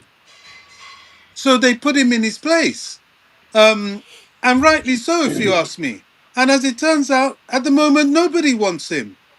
So he's looking very silly. You know, that's not how to do it. Your football should do the talking for you, not your mouth. And So, there are actually Chelsea fans that want him to leave. Just if you read Yakan's comment, you see what he's saying there. That I yeah. think he said that before, which was why I thought he was talking to me, and I was already pissed off. That's the time he said, "So I'm not happy because Enzo Fernandez wants to leave Chelsea." And I asked him, "Why would I be happy for him? Would I be happy that the player is leaving Chelsea the way Yeah. it is happening?" I think I did say something to that effect. There are actually Chelsea fans that want him to leave so they can turn around. You see, the project is absolute horse dung. That's why everybody's running out, running away. No, no, no. Can I come in? And I yeah, hate. Bobby So asked sorry, this I did question. cut Bobby off. He was still speaking. Jay, please, can you let him drop if you don't mind, Yeah, sure, please? sure. no, Yeah, it's go Sure. ahead, okay. Bobby. Jay can talk. I'm okay. Okay. The small part where Bobby and even coach is asking why would Chelsea fans be happy or want or celebrate Enzo leaving. Well, after whatever he's done in the past few weeks or the last month, all the shenanigans, I am happy if he leaves. And that is why the rest of the Chelsea fans would be happy if he leaves after No, what he that's has a done in the different last few perspective, Jay. weeks. That's a different perspective. You're saying Okay. because of his behavior, because Yeah, what you're he has done in probably the last saying few. maybe I'm not sure if that's that what I'm saying. What I'll say next is what you how you're seeing it. Maybe because he's unsettled. Maybe he's bent on leaving. Why keep him? Some are like that, and that's understandable. And at some point, I started reasoning like that. If it's not committed, let him go. But there are those that actually want him to leave, to follow Kukurea. They're actually hoping Just to ridicule the club, exactly. They're which actually is silly. hoping. They're actually hoping that at some point that Cole Palmer would want to leave too. I Nah, understand, but go ahead, obviously Jay. that's I wrong. understand your point. Yeah, yeah, that's wrong. I just want to differentiate it. I hope you're getting it, and especially Bobby, because you asked the question that why would Chelsea No, I fans be get that happy? aspect. I get that aspect. I think No, Bobby understands everybody that can aspect. understand that. Even I was like that. I was thinking, look, if this guy is going to keep doing this bullshit, Just let he him may go. as well Yeah, go to 120 million and see you, Felicia, And using that's a coach's different term. perspective. But, to want him to go just because you want everything to fail and Blueco to, it's ridiculous, it's childish, and it shows where your heart is where Chelsea's concerned. You don't mind the club being destroyed just to get your way. I mean, that's madness. That's cutting off your face to spite your cutting off your nose to spite your face. It's just ridiculous. I'm not on that train, and I think some people, you see, anything too much of anything in life is bad. This blue collar obsession. There's a particular guy that's been attacking me because I come on this program, and he hates the program because he thinks they're always for Blueco, which is ridiculous. And We're not. That's not how we well, operate. We're you not. know No. who this Except me, I person get is. paid Is really quite well, by the way. unreasonable. Yeah. Except me. He's been attacking Chelsea even during Abramovich time. So, although now he pretends he hasn't, but it's a fact. But the truth is, you can't put your whole Chelsea patronage on hating Blueco. That's ridiculous. If you know what, if Blueco suddenly start to succeed tomorrow, as far as I'm concerned, all is forgiven. Let's move on. My focus is on Chelsea's success, not Blueco failure. But if Chelsea's success comes at the expense of Blueco, then I turn against them. So, I don't understand that mentality I at think all. it's dangerous. I think what that tells me about They don't anybody, support Chelsea. yeah, anybody that wants the club to fail for whatever, for whatever they have in mind to happen, that person is dangerous. I wouldn't put it past a person to go to the extent of unaliving someone to achieve a goal. Wow. Well, That's listen, I'm Wow. I'm a very analytical person. And I'm that sort of person when I have conversation with anybody, every word that comes out of your mind, I don't just leave it on a surface level. It is a Well, dangerous it mindset. certainly puts your loyalty to question, and your Honestly. principles are not really in line. Because if you can watch the club you say you support and want them to implode just to prove a point, that's ridiculous. I think anybody that cares would secretly be wanting Blueco to turn this around and get the club back on an even keel. Now, you may not believe that's possible, but the destruction of the club should never be the answer. I don't And, go and, with and that. here's the thing. Let's be honest, Bobby. They're not hiding it. No, they're They not. they they're on X saying, I hope we get relegated, or I hope we don't make Champions League. We don't. What is this? Well, that term "we," they're not part of us. What They is have this? their own little issue, and they are not Chelsea fans. They're Chelsea detractors, but they're not Chelsea fans at all. Listen, You can't Blue be. Co will eventually sometimes sell the club, Yeah, and they Chelsea will. will remain. Yeah, So the And would the you problem with better rather Bobby. Chelsea the, be? the Would you better rather Chelsea condition to the be? club Would you the rather better Chelsea be in condition the Division club 10? is, the more likely that's going to happen. But if the Exactly. club is not in good condition, they're going to keep hanging on, and they probably won't even be able to sell for And what they want anyway. exactly. And the question I've asked them, but none of them have been able to has been able to answer that question. Listen, you want them to sell. You know how much they've spent. Let's just go by their mathematics because I've told them you need to go tell your favorite content creator to go back to school and learn how to calculate, how to add how to do, you can say, how to do calculations and get a correct answer. You want them to go. You're talking about how much they spent, right? I don't think if they put up this club for sale, they put it up anything less than £6 billion. Yeah. Who will pay that At if the this club point. isn't doing well? Yeah. But anyway, I digress. The club was what it was before. What's his name? Bought it for £1, sold it to Roman Abramovich, and you thought Roman was going to be here forever? No, Roman. Even Roman would have sold at one point. Exactly. Roman Or is at gone. least Blue Co is merged. here. Blue Co will go someday. Whether Yeah. I hate or love Blue Co, I want my club to do well.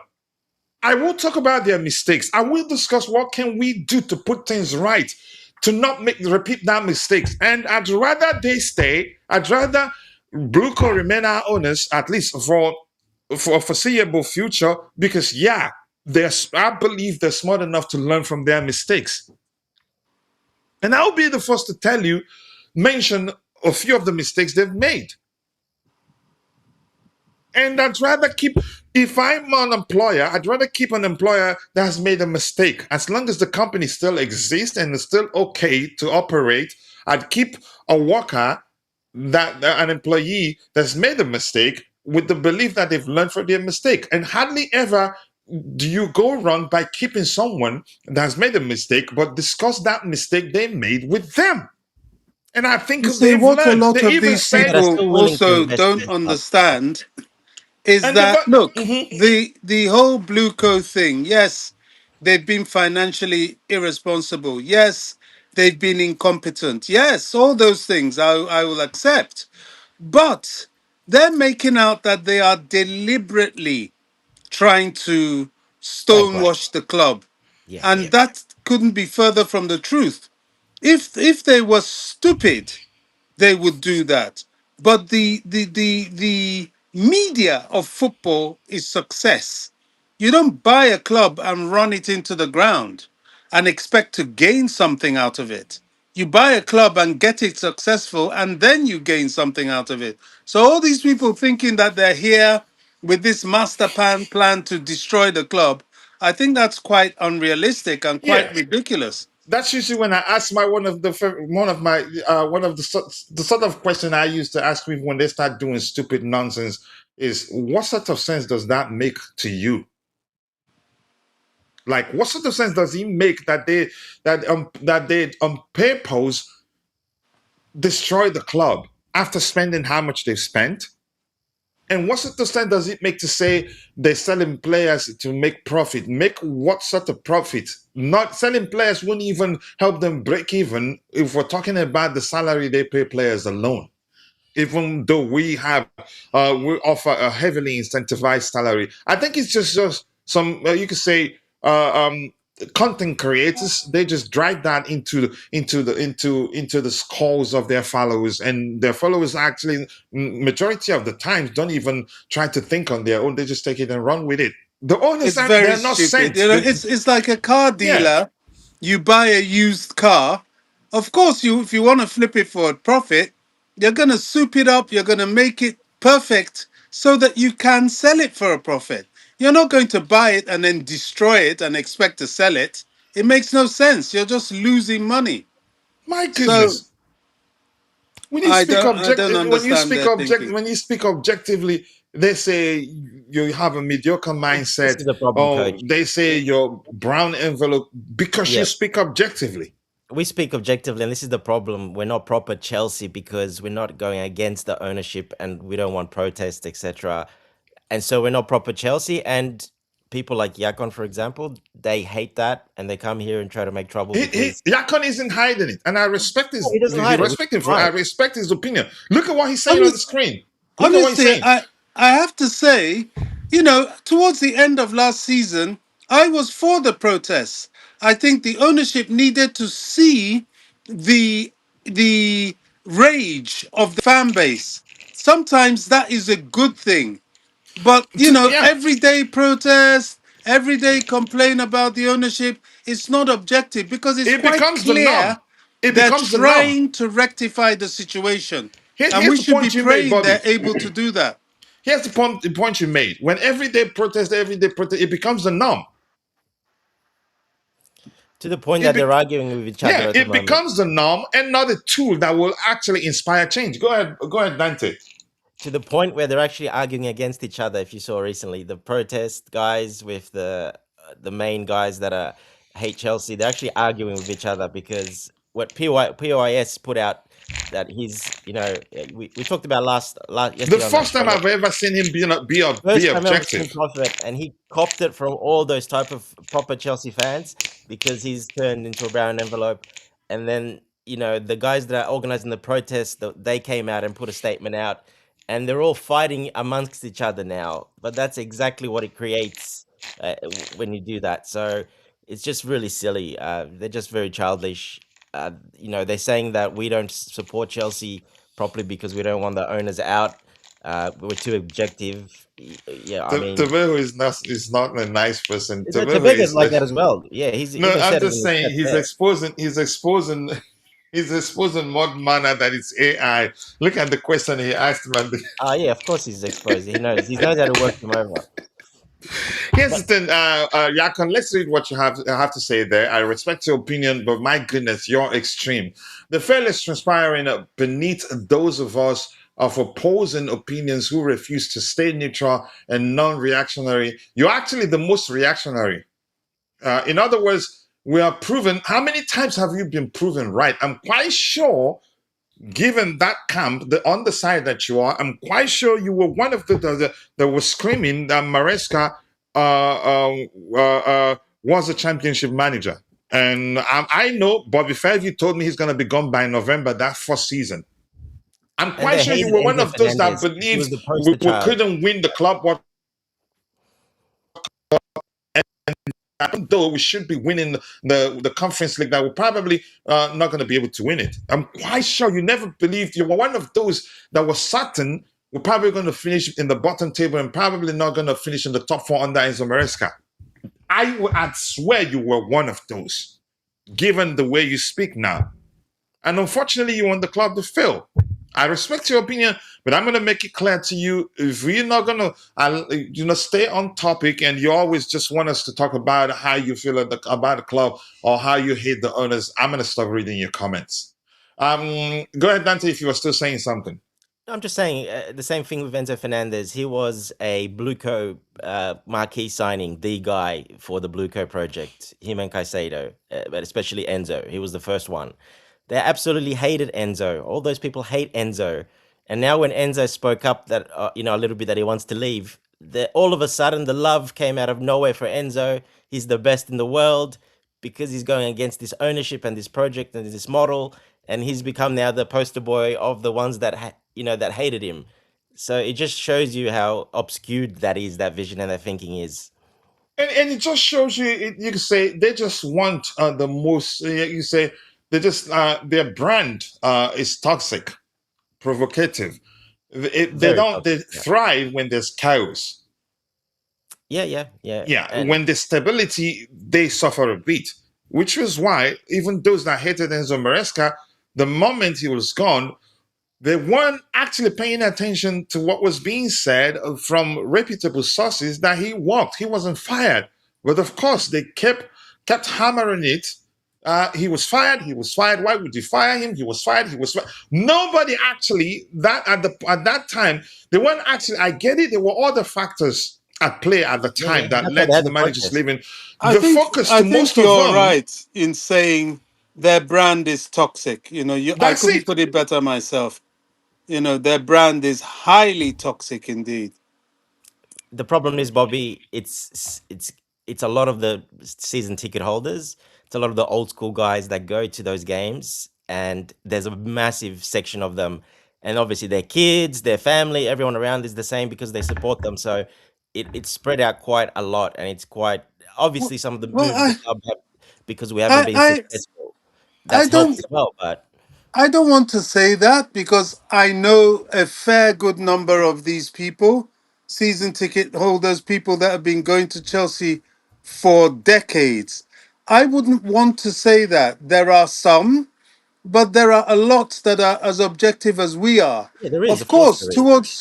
towards the end of last season, all of us were angry. I was angry. I was on the verge of joining the protest. That's why the protest was that big, Well, because I that's why they did the wanted. protest right when Maresca said, like Coach said, they thought Maresca got fired, so they saw an opportunity, but they hated Maresca, first of all, and they started Yeah, singing his name at the protest. That's when the protest started. So it just shows yeah. you they were just waiting. They couldn't say nothing before that because we were in second or third at the time.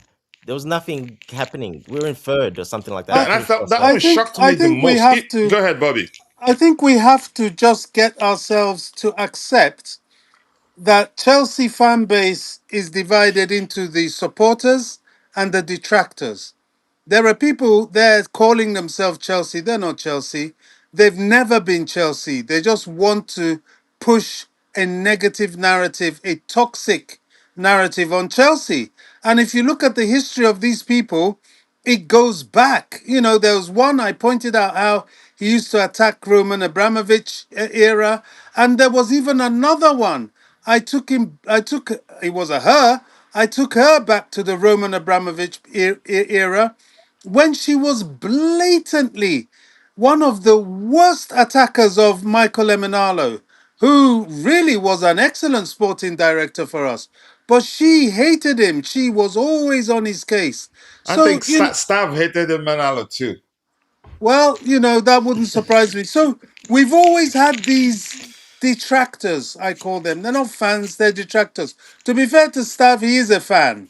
He is a supporter and, he has his ways, but generally, I like to believe he wants to see the club do well. Most of the Chelsea supporters who are not fans of Blueco just want to see Blueco turn it around, and most of them that both I know and don't know, they just want to see Blueco turn it around, just like the rest of us, and for the club to be back on its pedestal. But there are those that no matter what they do, no matter what, Blueco could go and sign Mbappe tomorrow, and they'll still find something to turn on them. So I've just accepted we have supporters and we have detractors, and a lot of those people are detractors. And we're not saying Bluco is the best thing since sliced bread. That's not what we're saying. But we're saying at least speak objectively. Speak objectively. Don't just cling on to the negative aspect. Or they've actually the shocking aspect of the whole thing is that they've gotten good at spinning things. Honestly, Yeah. Yeah, you got the, yeah. yeah, you're right. You're right. But This, unfortunately, it's grown, Bobby. I know you said you don't, but the majority, there's a lot of on the other side that I know quite a lot of them. They follow me, season ticket holders, and yeah, they're on the other side. They don't believe, and it was a little number, the Johnny Minerals, Minions, that gang, but it's grown to a massive, massive number. It's It gotten has really well, become a big. larger it's audience. it's grown because of what Mhm. happened at the end of last season, I agree. and It didn't and help. Yeah. even now there are those, even myself. I love the signing of Javi Alonso, but I'm kind of waiting, hoping, and praying it works because it's left to be seen. So there are those that are still very, very skeptical about the way forward. I still have concerns about the summer transfer window. Yes, we're talking about World Cup, World Cup, World Cup, but I haven't really seen anything to me that shifts the needle. So I have my concerns, and Yeah, Yeah. but this is you're smart why enough to these see that the people look intent big. is there. You're smart enough to see that the intent is there and the manager is getting backed. Well, yes, I hope so. I really do. But it seems that they are trying. The fact that they got him in the first place is an effort. The fact that maybe they got this kid, this right back, is an effort. Cholesterol. I don't know. We wouldn't have gone There's. for. Have we have gone for a Xhaka type player at his age without Alonso being in charge? Bobby actually wasn't all in for Xhaka.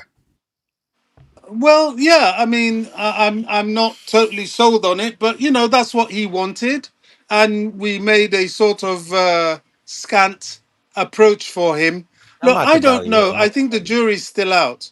And this No, but is I'm why saying those numbers that you're talking about, it looks high.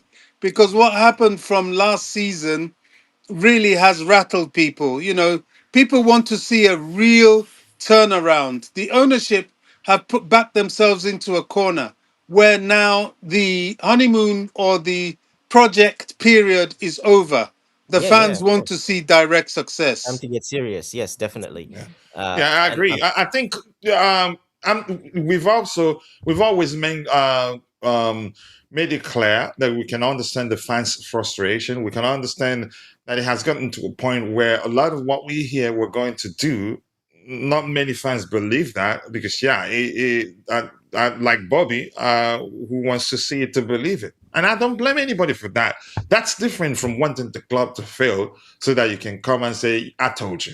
And very much so. Trevoh Yeah. says, I will only be happy if Enzo Fernandez leaves and we have a perfect midfielder to partner Caicedo, also help Chelsea to compete, not an average player or another kid from somewhere. I think if we sign any midfielder, it'd be a more mature midfielder and experience. But again, everything comes down to what Alonso wants. Bobby is speaking facts, and Chukudum say, Enzo Maresca, you people are talking about betrayed Chelsea. That's how I see it. In a crucial season, put Chelsea in a critical condition. I'm guessing harmful. Enzo Fernandez let him fight. Yeah. I'm done trying to decipher there, but thank you for that. Your device probably was trying to help you, right? So it made it a lot difficult for me. The chat session is blowing up a lot, and I can't read everything. I'll try and scroll closer to the very bottom. And if I scroll past your comment, apologies. As much as I like to interact with you, I just can't read everything you have there. 50 plus comments. Namaya, what did Fab say? We want to hear you, please. Anything else to read here? Yakon is saying you are worried about the club failing. In our high horizon, the club has already failed. I don't know, but it depends on who you ask. I think neutrals on the panel need us in relegation battle to come to that resolution. I'm not sure I understand that. Apologies if I misunderstand it. And I did see you. Let me say something about the championship manager, if I can get that. Totally agree. Those who hated Enzo Maresca doesn't have the right to call him a snake. It doesn't make any sense. I agree with that, whether you think he betrayed us or not. Unnecessary assumption. I apologize if that wasn't the case, but I'd swear that that was definitely the case because of how you behave now. So Roman was not perfect as well. He wasn't. He made lots of mistakes, not capitalizing after winning the Champions League. But you can argue, yeah, won a lot more. And the owners, in how many? 4 seasons? Won two, for me, two big trophies. We're currently world champions and a lot of struggles, a lot of lessons to learn. And I'm glad they told us that we're going to do some self reflection. Hopefully, they learn from that. Even under Roman, we made terrible signings, players like Marco Marina, Marco Van Ginkel. Ginkel wasn't terrible, just unlucky. Lucas Piazon. Piazon maybe not quite it. There were other names. Ribeiro. We signed Ribeiro, didn't we? The Brazilian that what's his name? The Yeah, Brazilian coach we signed signed. heaps of bad. The thing is, we had that core of the middle three to Yeah, keep yeah. it kind of going. But if that wasn't there, then Mhm. yeah, if you look at it, we signed so many bad players as well. Yeah. We also signed Danny Drinkwine. Have you forgotten about him? The coach will be successful if the sporting directors give him what he wants to be successful. I think they will back him. The signs are good, and that's my opinion. I think we have incompetent people leading our club. That's how you argue. That's how you debate. And that's your opinion. And there are people that will say, not quite, they're doing what they've been asked to do. Some will say, yeah, it's their responsibility to ensure they spend wisely and do it. That's the sort of debate I want to hear. But let's see what you say further. Read Probably out the saying rest of the some, sentence. yeah, why would we be cheerful if they get it right once and sign Mbappe? I think it's good for your mental health to sometimes celebrate your achievements and not just dwell on your failures. You will leave this world quicker than you should if you dwell on your failings. Does that make sense? Do you think we're children? A rock is still a rock even when it's wet. You're actually, I'm not sure you're an adult. That's Yeah, coach, don't worry. who would see a rock even when it's wet and think it's a foam? Yeah, I it's don't know. that's the Jacob, attitude right there. That is yeah, the attitude Jacob, of the please leave me alone. yeah. I think it's a cult. Eunice is also that Minerals LT is Eunice's dad.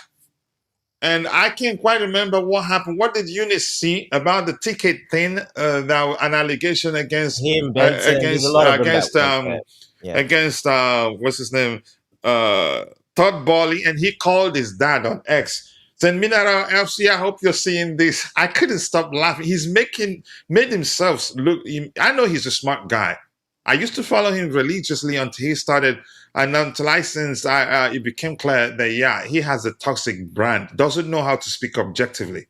Really, he Yeah, I does. wouldn't He's agree not that even he's into smart. dissecting and analyzing information and trying to come into sensible conclusion. He just decides it is like this, and then he starts feeding that to his fans. Balance is the key, which I found lacking on both sides of the fan base, the positive ones and the negative ones. You could argue, yeah, to the extreme. Negative ones to the extreme, positive ones to the extreme. But there are a few that knows how to, you could say, speak objectively, which, yeah, balance. Andrey Santos next Casemiro Chelsea is that you just feeling happy. Just, yeah, cope with it. We know fully well that you guys didn't want him. Yeah. The next Casemiro, the Yeah, 5'9" him. Casemiro. Yeah. Enjoy him, okay? Let's see what happens. All right, I'm going to scroll to the very bottom. We'll go news hunting. Ziggy TA says, Coach, I think you guys have triggered the chat. It's blowing up, but I'm not going to read everything, Ziggy. We like diversified opinions, but when you're not able to speak objectively, we don't read your comments, and we're actually not going to listen to you. That's how we operate. All right, we go this way because it looks like Bobby has connection issue. So Rafael Benitez on Xavi Alonso. He says Xavi is very clever. He did well at Leverkusen. He knows everything about the Premier League. I think he's a good coach. Chelsea is not easy, but I think he can do well. He's different. He's a manager. He's not a head coach. We're gonna get him what he wants. Maybe Rafa is speaking from fans' perspective. I think the fans support him already, because if Chelsea fans don't want you on arrival, you'd know. But I'd say I haven't seen any Chelsea fan that have said they don't want Alonso. They're all happy. And that doesn't mean that if we really dig deep, we're not going to find some sections that don't like him, that would have preferred we hired a different manager. But I think the signs, it has changed the mood in the fan base. But Dante, if you want to add to that, let's hear you.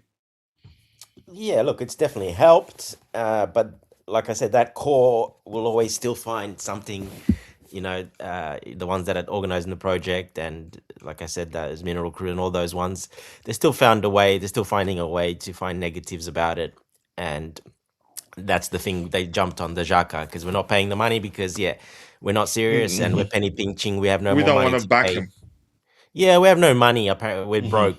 Yeah, that's why we bought Palestra for 52 million. But yeah, we have no money and we're not backing him. And some of them, if you go look at the project, guys, I already said they think that he's already yes man as well. He's just here for the money basically, and he's a yes man as well. So they're already starting anyway. So unfortunately, yeah, it will be that way because once we lose, this is just what they're waiting for something to lose. Either a transfer, either a game, it's going to blow up again. So you can't win with those, unfortunately. It's going to keep going. Just got to try to block it out as best you can. But it's becoming really hard these days because there's just so many of them that are doing it, unfortunately. So, yeah. Since we're still on Xavi Alonso, Dante, I wanted you to answer this. AVB won the Portuguese league without losing a single game. I think I remember at the time he had Hawk and some other Brazilian players, but they won it in a superb fashion. And he became our manager the season after. it didn't really go well. I wouldn't say. I don't know whether he couldn't control the dressing room because he had bigger egos in the dressing room, and he was a Correct. nobody, even though he won. Even though he won the Portuguese league without losing a single game at the time, how do you think it's going to be different this time? Because let's be honest, yeah, um, uh, Yeah. Xavi Alonso a lesser risk to some measure when compared to some of the managers that were being mentioned at the time that we were interested in hiring. You could argue, if we're being sensible and objective enough, you could argue what's his name, the current Liverpool manager, maybe would have been a better hire for us. I'm not too sure because every hire, every signing carries some measure of risk. But with Alonso, Of some course. Chelsea fans feel like that he carries less risk than the guy um, that went to Liverpool, and then Marco Silva, who was at who was at Fulham, and also Raiola, yeah. Yeah. yeah, and then the former Crystal Palace manager. There's no way to say that to say definitely Alonso will succeed at Chelsea. But the question that I've compared him, his situation to that of Via Boss AVB. Do you think it'd be different this time? How different? Or do you think? Yeah, it'll be Let's hear different you. because And if you w- think it's going to be different, you tell us why. yeah, look, we don't have uh, in goal, Czech. We don't have Terry. We don't have Lampard. We don't have Drogba. We don't have those old guys at the more of the peak of their careers, end of their careers, where they demanding perfection and everything pretty much. So he came in and he undermined those guys from the start. And this is from an interview that I can't remember. It was Lampard or Terry. One of them. I think it was Terry because he speaks about a lot of these things. The first on the planes when they get on the plane, they were putting he was putting Terry, Lampard, these players, especially Terry, back in coach, not in first class with the rest of the squad. Now they didn't like that. They said that's not how we roll. We are the senior guys. We respected, and this is how it is here. We fly first class. AVB came in and put him in coach with all the rest of them in economy class. And that's where it all started wrong. That's what Terry said in the interview. That's where it all started from. He came in trying to put his foot down and put his rules down and undermining the leadership. And that was not possible at that time in that dressing room. That's why he failed. And there's an interview talking about it. It's Terry. He's full on talking about it. They were laughing about it. I think he was on the Obi Mikel podcast. I can't remember exactly anyway, but yeah. So that's what happened with AVB. He had no respect in a way because he came in and straight away did that with those players and undermined them. And that's just one example of it. That was the first example how it all started. He said that's exactly how it started, and it got worse from there because they spoke up. So He didn't yeah, respect them that much.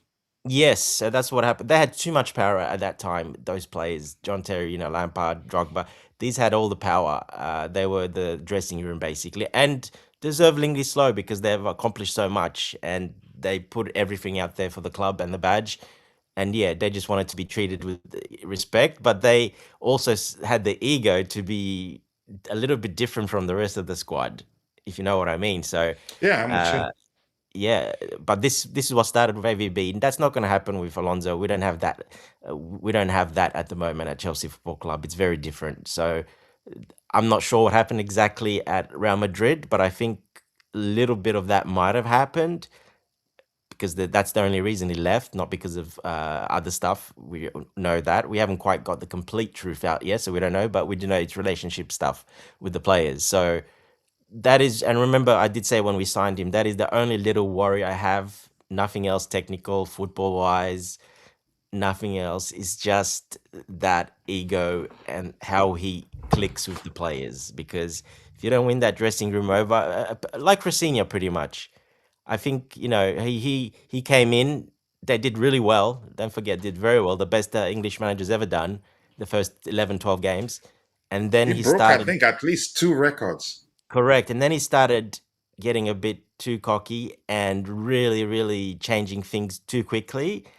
and obviously going against a lot of things of the players, and he fell out with the players because that's what ultimately happened. We saw it in interviews when he's talking about the players, and especially those last few games, he was, say calling players out. So once you start doing that and you don't really have a name for yourself, or you're not really, an established, respectable guy, well, that can go down very quickly, and that's what happened with AVB, and that's what happened with Rosenior as well. Yeah. Jay, I see you're back. What are you going to say, Jay? Um, uh, I think I went off when the ownership debate was going on. Nothing much to be honest. I pretty much agree with everything that you guys said. Just a few additions. Look, I try to be a representative of the fan base on this panel because I think that is one part that sometimes is lacked as the panel members. I want to represent them, the majority one. I still think that whenever we are, talking about the ultra negative ones, I still think that those are minority. They do not represent this fan base, and our general fan base uh, in majority has been quite responsive. Whenever things are good, they have been positive. When things have gone bad, they have came out and spoken against the things that are going wrong at this club, which I think is uh, is the responsibility of a responsible fan. uh, I think that this season things have started nicely. The step to appoint Xavi Alonso was the first and biggest point where I think a lot of the fan base actually started to believe, uh, believe in the leadership. That doesn't mean that they are going to, 100% be on their side, but that's the start of something bigger. It can be said like that. And as Dante mentioned, PYS is an example of that. That just shows these are the type of, natural fans we have. I consider myself to be part of those fans as well. Whenever things are looking good, whenever there are positives, we are going to, we are, very much open to support the club because the club is the biggest priority.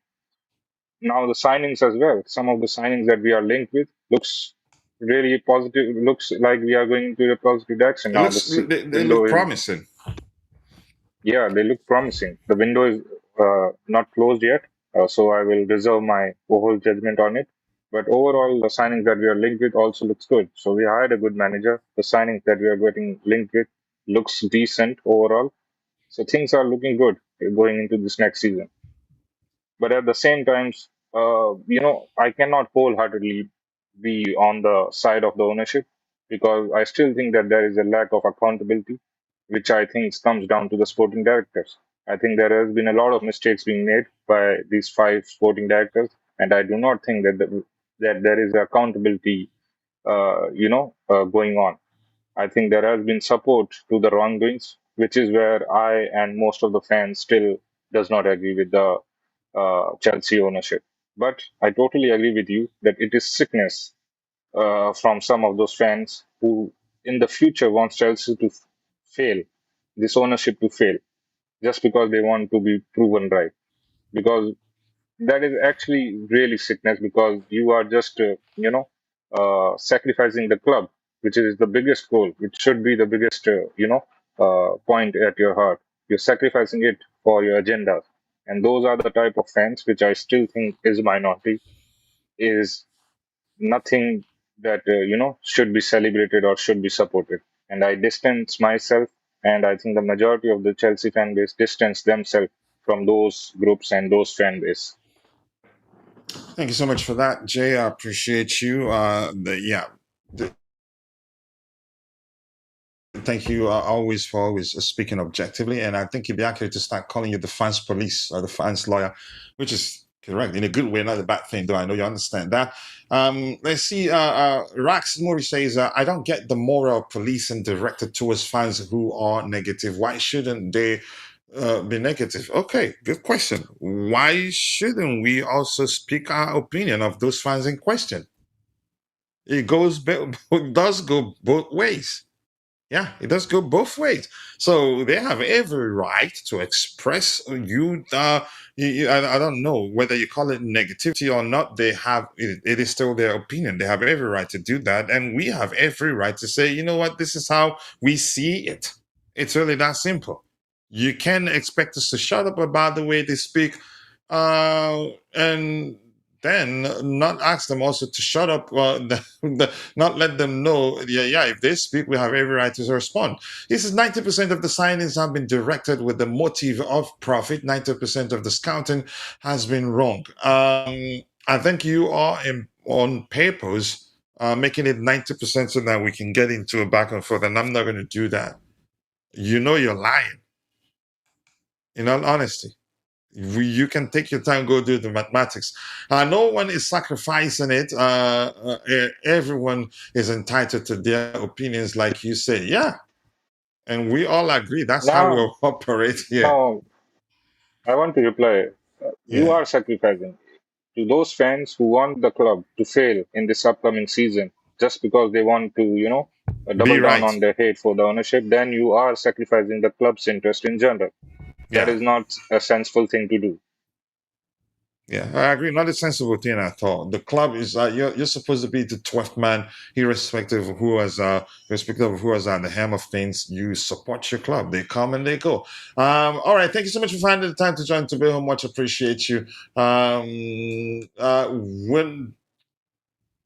it's definitely not 90%. Definitely not. You can try, and if I have time, I'll read it. Definitely not 90%, honestly.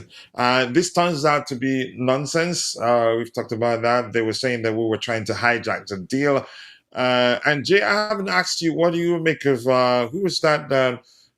We saw that report from that Javi Alonso followed Enzo Fernandez or is following. I can't quite remember how that was phrased. The point I'm trying to make is this: I don't know whether that, for me, moves the needle in terms of believing that he stays, or as a factor that suggests he stays or leaves. Because who I don't know whether they've been following each other, whether it's anything new. Is there a way? Is that I don't, if one looks at it, will there be a timestamp that says when they follow each other? The Um, standard thing uh, for me, just one second, they don't want the standard to be down for that. What's wrong with in calling it out? The standard to me is absolute horse dung, because some of them that speak about standards are still living with their parents at home. Some of them just picked up what one of their biggest, or you can say one of their favorite content creators said and run with it. The standard thing is absolutely horse dog. If you want to talk about issues and how we can do better, talk about it. Using the term standard is just to sound cool. And when you ask that person to define what they mean, they probably get confused. Maybe you can. And look at him. He's telling me you list the successful, you get the percentage. No, you can start. You were the one that started it. And I humored you by reading your comment and tried to respond. What are you doing? And I know probably if you start counting, probably you count like Angelo Gabriel, which wasn't a failure. He has to play. And he surplus the requirement. We made some profit from selling him.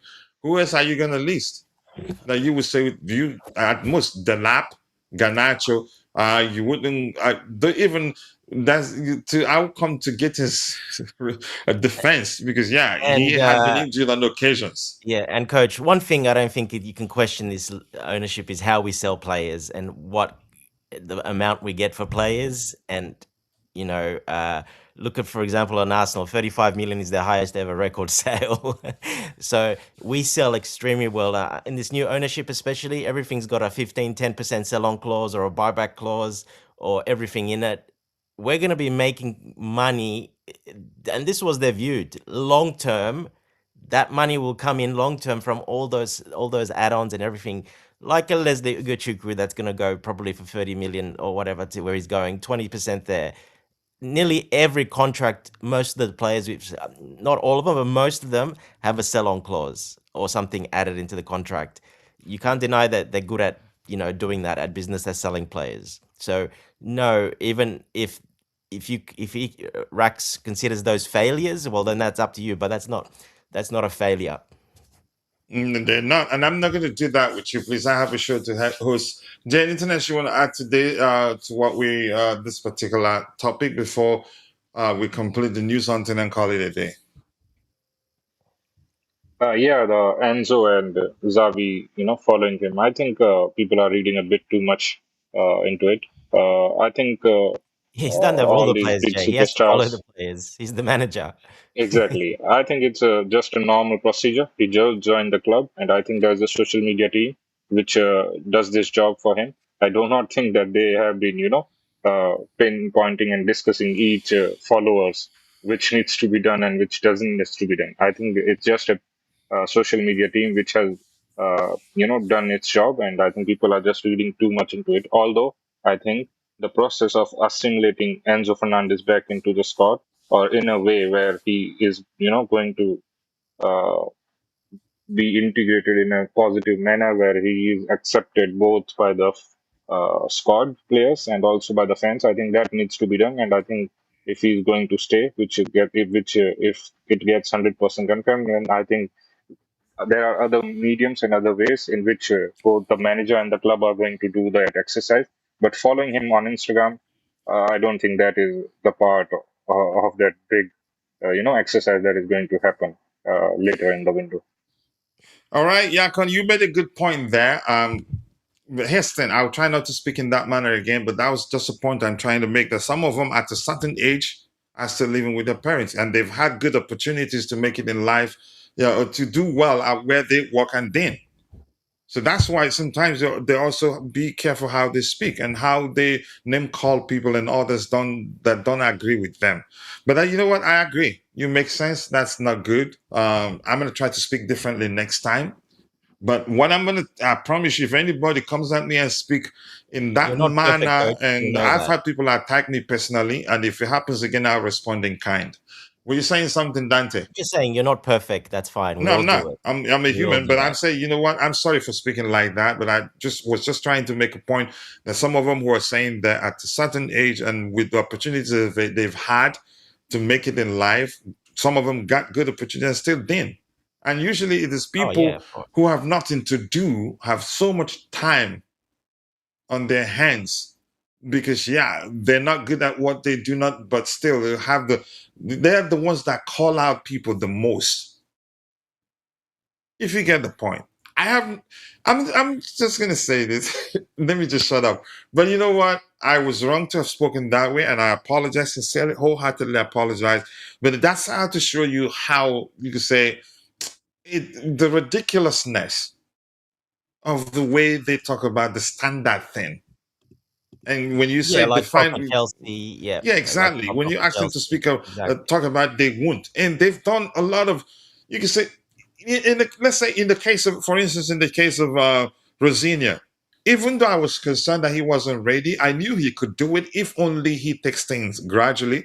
I had a Chelsea fan on papers bring up post a Rosinia with Obama and ask the question, what do they have in common? That sort of nonsense. I'm just saying. I wanted to say something, I controlled myself, but in most cases, I'm lucky for that because I usually have my wife proofread what I want to post in terms of tone, and then she said, "Don't do that." But it was a mistake speaking that way. But I'm just telling you the extreme they can go. He says we have half a team after 5 years. No, we don't. I don't think so.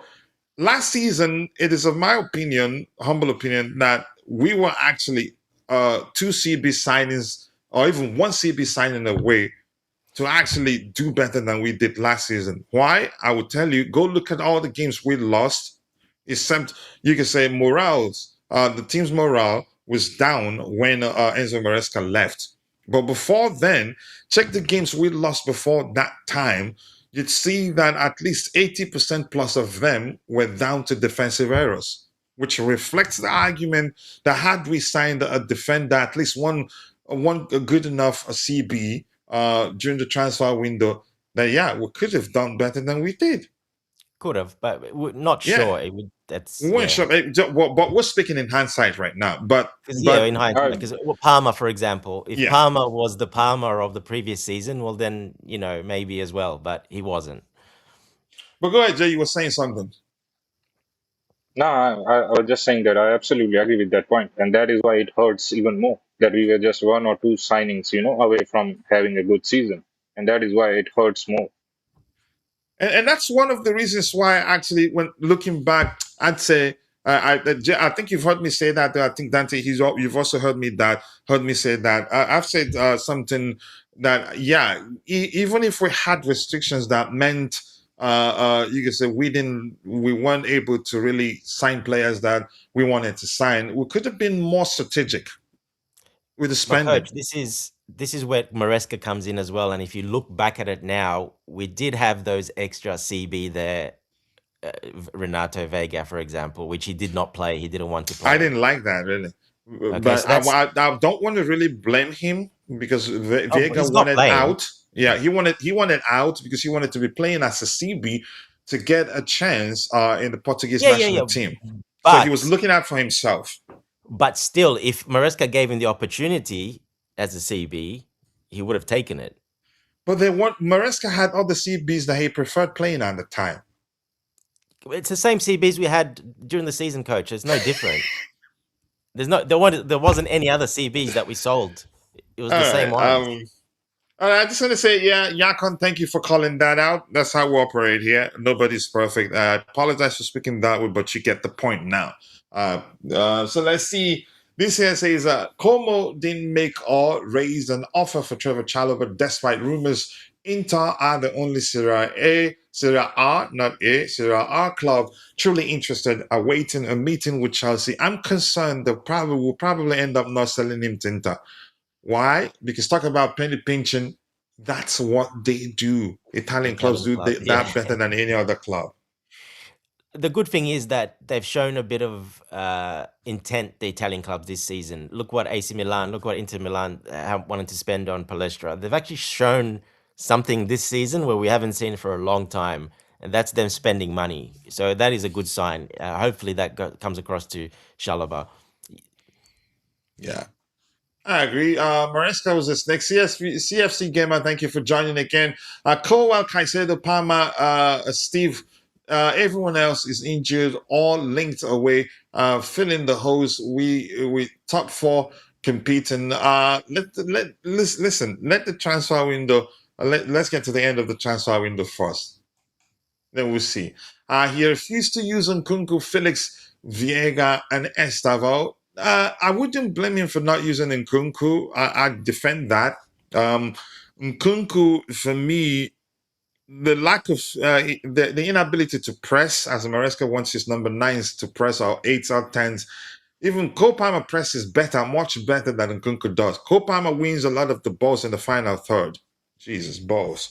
Okay, but you get the gist. Nkunku, for me, was always going to leave, given Maresca's approach and his demands from his number 9. For Felix, that was the one. Even though I loved Maresca and I was one of his biggest defenders, I hated how he treated Felix. For me, I think he had a good opportunity at the time to create or engineer maybe a healthy competition between Felix and Cole Palmer. But he didn't do that. He practically, and you could say he was reckless with his speech. You could say a bit of arrogance to some extent for speaking publicly during one of his pressers that Felix isn't playing that much because of Cole Palmer. I don't think that's okay. That's not good man management. You're basically telling Cole Palmer that, telling Felix that Cole Palmer is better than you, and as long as he's fit enough to play, you're going to find game time difficult. That's not okay. Felix isn't a small player. He's not a player that be content being that you can say there's that be content being a bench warmer or playing second fiddle to any player. So he mismanaged that, and look how much we got him for. We've always wanted the player and got him for. I think we got him for 30 million or how much?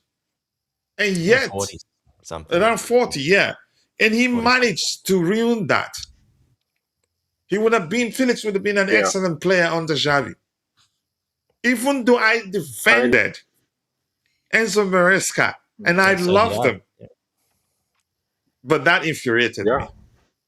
and the subsequent injury to Palmer in the upcoming season, Exactly. Felix would have been very much useful. Yeah, exactly. Yeah, probably he played that. I think he probably was expecting another different reaction from Felix, and that's where Maresca already started. His ego started already growing, obviously because of what happened. So winning already. So yeah, look, I think he might have got that wrong. We don't know. But he might have tried to do that to try to get Felix up more and get him more motivated and get him. I'll prove you wrong. I'll show you that I can take Palmer's spot. We don't know exactly, but yes, he definitely that and the Vega. We're calling out for a CB. That and Vega, yes, definitely, yep. And Vega, even he's a good ball playing defender.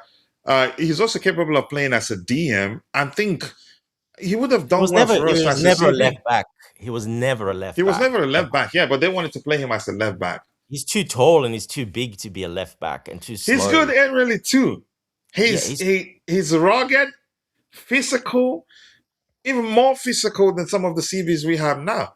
yeah, and he played that game and we got the assist and the goal and the assist when he played the centre back. And we were like, here, well, we Conference got another League, centre back here. I can't remember the game where he played really well. He was yeah, like the man of the he match. got a headed goal in the Conference League. Yeah, one of those games. He was one of the man of the match. I can't remember which game, but anyway, I think that one. And we're like, oh, here we got another centre back, a real good centre back. Yeah, looking back now in hindsight, that centre back was always there, but Maresca just didn't identify it. So we actually had that centre back all along there. Yeah, Jay, you were saying something. Sorry. No, I agree with your Felix assessment. I absolutely believe that Maresca did not manage that whole situation, very well. I think the comments in the press, which obviously we saw in the few now, in hindsight, we saw how badly he can continue speaking in the press, which His resulted in ego the grew at that collapse. time, Jay. That's when his ego changed. Yeah. Yeah, obviously, that Club World Cup victory obviously had a major impact on his attitude and its head. But yeah, I think he could have, at least managed it better in the press conferences, and I think that was a big problem. As both mentioned, Felix is not a small player. He is one of the, if I'm not wrong, he's the most expensive La Liga signing. Atletico signed him Yeah, for it's still 130 very million. young. Actually, I wanted that guy to stay, but go ahead. Yeah, and his numbers after he went, I know it's Saudi Pro League and it's Al Nassr, but still Do you remarkable guys know numbers that at. we do have a clause in that contract? To do We do what? have a clause in his contract for matching or rebuying. I can't remember exactly which one, but we've added a clause in his contract as well. Really? Go Wasn't it a ahead, Jay. sell-on Sorry. clause? I can't I remember. thought it No, was no, a it wasn't sell-on sell clause. on. It might have been matching Most rights or likely matching. Salon. Most likely Salon because we thought that was it since Maresca didn't want him. Yeah, no, because we didn't know. I'm pretty sure it was matching rights or matching something bids, or first, whatever, first we get a chance basically to sign him back if we want something like that. But I can't remember. I have to look at it. I have to dig it out and have a look at it. But yeah, we have some sort of clause in his contract, just to let you guys know that. Yeah, I remember Yeah, something. I'll try to check. But go Yeah, I'll ahead, try Jay. to You find were out what still it's called. speaking. Sorry. Yeah, so that was, the part where we actually messed up. That subsequently actually, increased the burden on Palmer's game time, which we saw how it impacted his injury, going after the Club World Cup. So it has impacted that Maresca thing with João Felix. It impacted Chelsea's overall season in that particular year, as well as the upcoming season after the Club World Cup, because Palmer got injured and he had that groin issue and so all the things that happened after that. So it was not just a small thing. I think it resulted in two, three extra things which came out of it or branched out of it. So yeah, overall, not a good thing. He wasn't the best man management type of a personality. Yeah. Thank you so much for that. And Yakon is bidding goodbye at the moment. There's sugar in your tank, who's coach. I will be here to flash it out along with your neutral fence riders in the panel. Until next time, regards, much love to you. I appreciate you. I respect you that you're still here. I think some people would have gotten mad and left. Maresca had JP10 to favor the lap, and it still didn't work. Pice, CT, let's say Maresca. Snake, I wish him, yeah, why not? Especially against us. I was going to support him, but I was certain he betrayed us all the while. Javi will school that fraud Maresca not once, but twice. I hope so. That will make my day. Ederson failed his medical. No wonder United were a bit reluctant. It makes sense now, and no wonder why they pushed through for Andrey Santos as quickly as they did. Ooh. Yeah.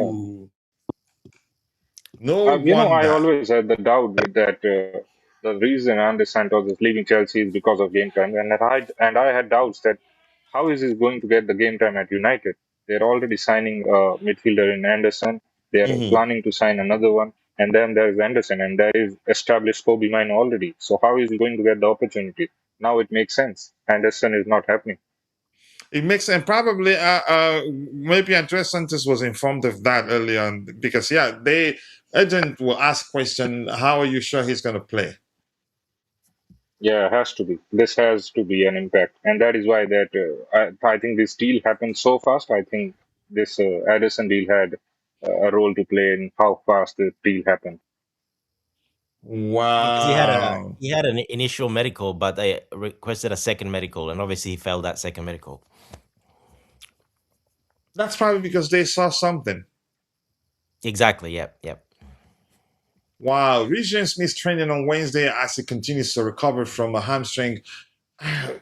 And are there new training pictures out? He's asking that we show some training pictures. Are there new ones out? I haven't seen. I haven't looked, so I'm not sure. So we haven't Yeah, heard I think anything. some of them are out. Yeah, an hour ago. Yeah, Day there's two. some new ones out. Yeah, with Omega. New ones?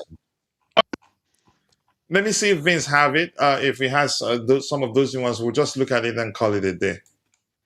I don't know. There's nothing new. We haven't heard anything about Lacroix, except something yesterday suggesting we've agreed a fee with Crystal Palace. I'm trying to refresh we this. won't hear nothing till France get knocked out of the World Cup. We won't hear nothing, or win the World Cup or whatever. We won't. Who are Spain playing today? I think Belgium can actually knock them out. No. France beat Morocco, so France, and then it'll be I think it'll be Spain or Belgium. The winner of today's game. Yeah, Spain or Belgium, I think. Yeah. Yeah, I think Belgium can knock them out. Spain, for me, they don't look that sharp in attack. It's just like in my opinion. I think Spain will win. You think suddenly they're going to win? Yeah, I think Spain will win. All right, let me refresh this and see if there's anything new. The training pictures, so we can look at them, talk about them, and call it a day.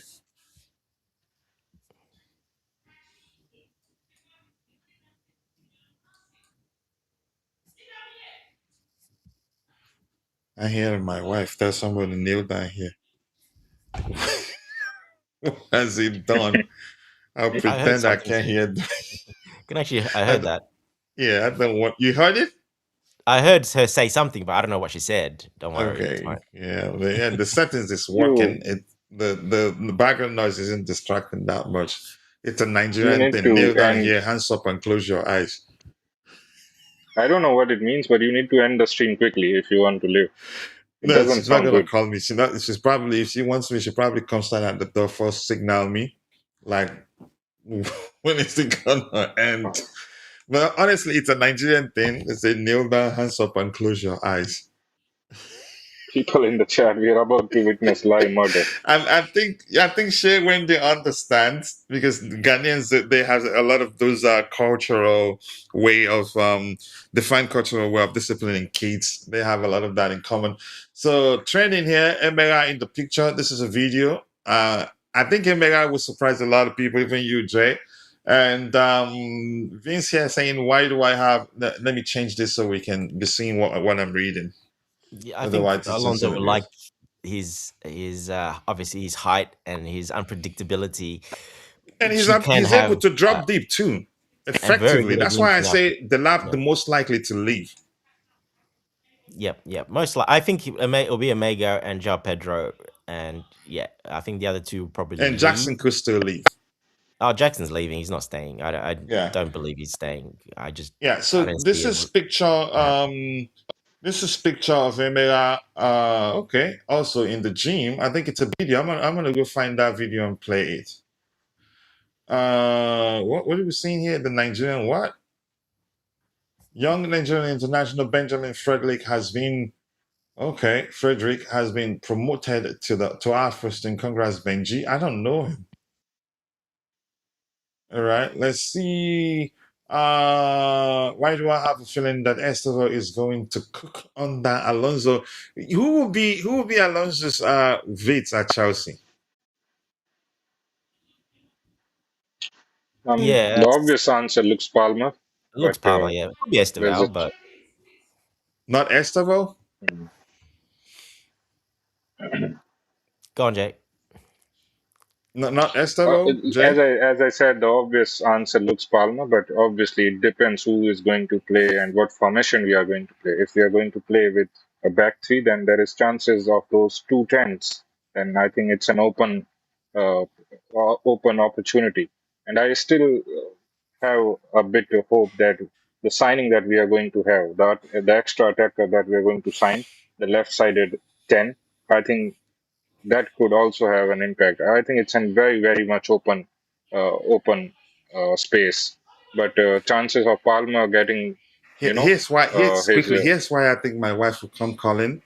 My boy, my 6-year-old, doesn't like to take medicine, and I'm hearing open your mouth, open your mouth. Probably gonna come. Go ahead, Jay. I'm sorry.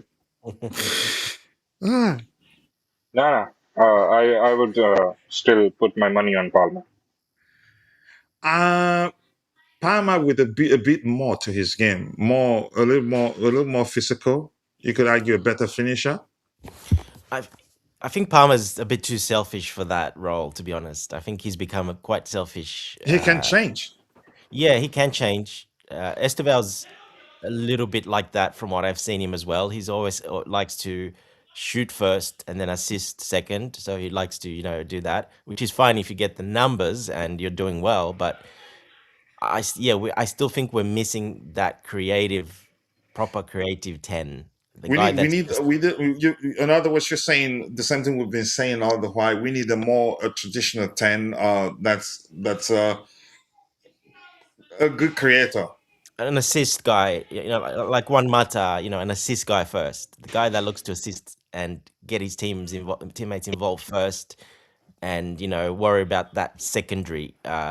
Because if you have if you have one of those and one of those, the two tens, that's perfect. It's a great balance. But then if you have two, of two attacking, two shoot first and assist second, well, you're a bit unbalanced because they're both going to be looking to do the same thing. So, Alonso likes that a creative assist, guy that's to create an assist first. That's why Wirtz was so successful. He was that guy. So I think we kind of missed that. Now, can Esteval do that? If he's, you got to change the mentality, and obviously, if a coach asks him, this is what you must do. But it's a bit hard sometimes changing that mindset because then you're affecting the player what he's really good at. So yeah, it's a tricky one, but I still think that is the type of 10 we need. We need a creative, traditional 10 that can create first, and because we've got the other guys that can, look to shoot first, like Palmer, Esteval.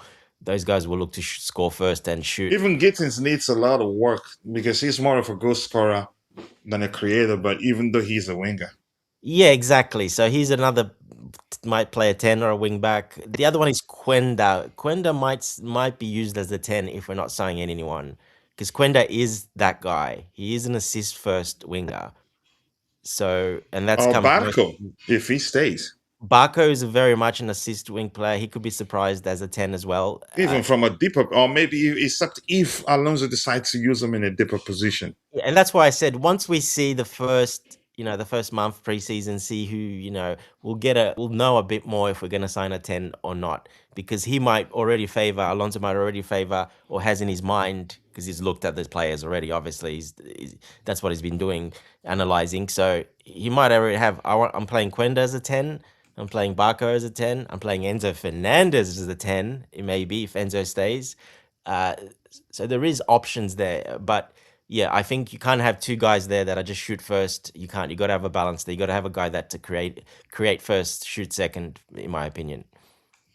Yeah, thanks so much for that. Let's see. And Lifo says that the player I am excited about is Kenda. He will make Gittins to sit up. I like that. Were you saying something, Jay? No. Okay. Yeah, Kenda is a good player, and he has a strong mentality.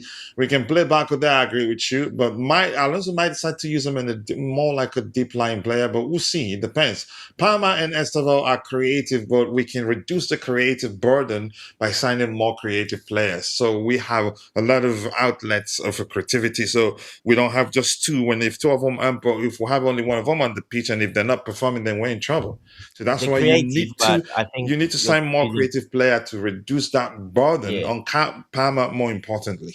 But go ahead. So they are creative, very technical players, but their goal their end goal is to dribble, get the pass 1-2, and shoot. That is number They're one. not Number like nine. specialists in terms of creating chances. Yeah, so that's what I mean when I say that. Look at how Juan Mata used to play, for example. He's a traditional proper 10. He had 26 assists or whatever it was in that year because he's an assist guy. Look at even like Bruno Fernandes from Manchester United. He's an assist. Their priority always to create for their teammates. Correct. Yeah. So having a guy there, one like that, and one, especially with the overlapping wing backs, and I think it's very important to have a creative guy there like that. Yeah. I don't know. I think we are underestimating Palmer a lot just because he had the season he had last season. I think people are now underestimating him a lot. The Pochettino season, he was a creative force. I still have compilations where Jackson and the other guys were missing chances created by Palmer on a plate for fun. I think He is, he's yeah, very yeah. much He creative, and changed. He therefore changed though. Very quickly he changed, Jay. But go ahead, Jay. Let's hear I you. think the rest.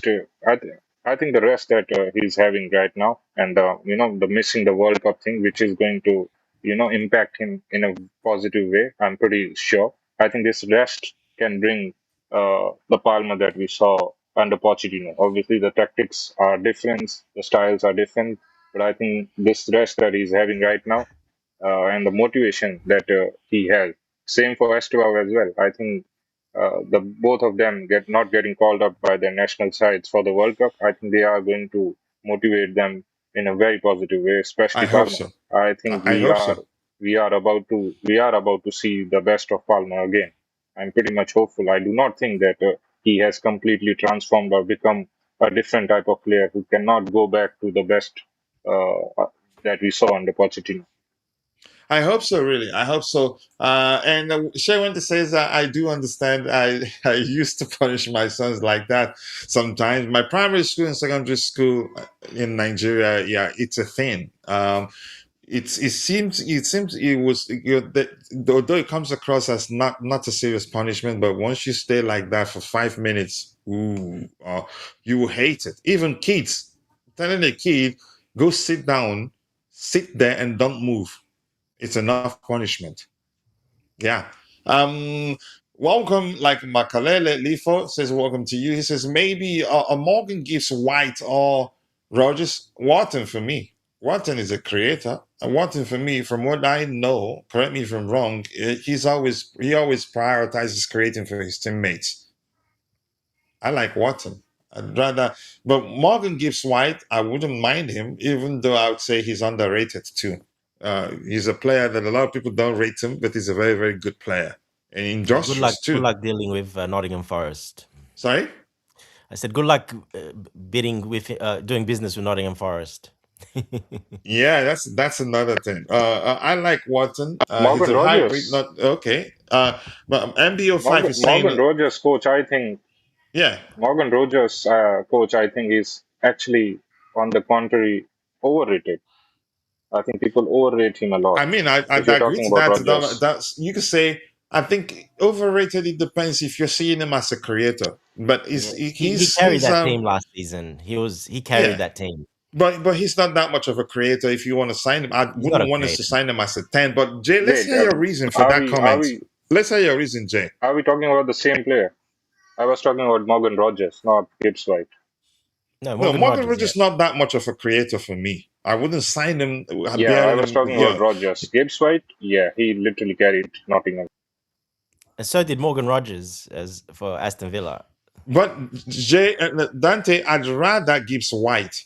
Oh, me too. No, that's what I'm saying. Yeah, Yeah, Gibbs White. He's a creator first. Yes, yes. yeah. Morgan Gibbs Rogers is a for power Morgan winger. Rogers, he drives with the ball, can get you goals, hardworking too, but I think I would say yeah, and I agree to some extent. I think I wouldn't mind anybody that say it, but it's debatable. I wouldn't say he's overrated. I'd just say he's not that much of a creator, and I wouldn't want us to sign him as a 10. But Jay, you haven't made your point on you explained why you think he's overrated. I think there are, limitations to his game. I think there are instances. Again, I do not like players who are moments player. I won't term Rogers as a moments player because he produces those moments quite often. But I still think there are phases and there are games where he just completely goes out missing. You won't realize that Morgan Rogers is even playing, and then every 2 or 3 matches he is alive again. While on the other hand, Gibbs White is a very much influential player. You will always see his presence in the Consistent, Nottingham Forest teams. Yeah, and that very is why I rate consistent. him a bit more. And even if we, put aside and ignore the tactical and technical aspects of the game of Morgan Rogers, that 130 million pound asking rate is crazy. We should be It's just away too from much. him. Yeah, I don't think we should pay that much money for him. Adam Watson is a hybrid of 6 and 8, not a creator, but that doesn't mean he cannot create. He prioritizes creating. Here's something else I like here. Gibbs White has 16 Premier League goals last season. He takes the Does he take penalties too. penalties So for them? the penalties as well. He takes the penalties. Yep. Okay, but even at that, it's still commendable. He still did well. Yes, yeah, yeah. But he's a assist guy first, but he's got a lot of penalties and a lot of obviously goals. He scored some really nice goals as well because he can shoot as well. But he's a assist guy first, in my opinion. Where Rogers is not an assist guy. He's about taking his guy on and shooting a power winger as well. And it's also down to how Aston Villa play. The way they play as well. So he gets that opportunity. So yeah, look, definitely gives White over Morgan Rogers for our team for our formation. Definitely gives White. Yeah. Yeah. Okay. Here, Fabrizio Romano says there's a movement on Alejandro Garnacho. Clubs have started taking information on him, including Roma in Italy. That could be a possibility, but depending on the formula, because Roma at the moment are not doing a permanent transfer for Garnacho. They're not gonna get him then. Oh God, Yeah, Morgan Rogers is a this scoring same old, attacker, not same a old. creator. Go ahead, Jay. Go ahead. It's same old, same thing Italian from club. Italian clubs. They will show interest, they will twerk a bit here and there, and at the end of the day, they will come out with a bad loan offer. And that's all I'm fearing Inter could end up doing with what's his name? Uh doing with Chalobah and you could say cause us some problems. AS Roma has asked Chelsea to loan Garnacho, but the Blues are only open to a permanent transfer. Please don't loan him. Sell him on a permanent or they can bugger They off. will loan him if the fee's enticing enough. They probably will loan him, but only if it's a good enough fee. Like we did with Oh, like makes like Hudson. 15 million pounds. Then if Yeah, we even end up 10 selling million or him something. for 30, it'd be 45. Yeah. Even 5 million, but you play his full salary as well, Jay, etc. why are So you laughing about my mathematics there? Nah, I'm not laughing at you. I'm just laughing at Dante. He said Italian clubs are going to pay a 10 million pound loan fee. That is a no, I didn't laughable say thing. Italian clubs. I said like you Somewhere could else? he could go on loan, but like someone like Jackson, where we get a higher fee. I didn't say Italian clubs because Exactly. Italian clubs are not I doing that. think Jay is still right for laughing because it's not gonna be from any Italian clubs. No, they don't. They It won't. won't be. No, they only buy Um, players if they see a value in them, as in much cheaper than that, and they would, but not at that price. We're asking. Um, yeah, I'm actually really surprised they would buy Chalobah, at his age. But he's a that's central why I'm central defender. concerned that they probably be playing some game there and at the end pull out and then we'll be in trouble. One thing that Uh, teams have learned, and this is I the think Portuguese ones as well. It's good to buy English players. Why? Because you're always going to sell them back, even to a lower division team or a new promoted team, and usually make a profit. So they've realized that they've gotten really smart at that, and they sign a lot of young and a lot of English players these days. You were saying something, Jay? I think you guys underrate Chalobah a lot. Just because Italian clubs are not ready to pay a certain fees for him, I still think that he's a certified 35 to 40 million player. He's very much fit, he's very much available, and he has his, positive So why sides has no one come of in his with that price defensive then? games. I still think we will sell him for an overall package of 35 million. Let's see. Yeah, I think we'll get up to 30. But I don't like it that they haven't even started talking with Chelsea and they've already Euros, you mean, used. not pounds. Really? Did you say pounds, Jay, or No, euros. Nowhere it's euros? going to be pounds. All Euros. right. Inter paid high for Lukaku. That's no longer that Inter. They had a very, very rich Asian businessman at the time.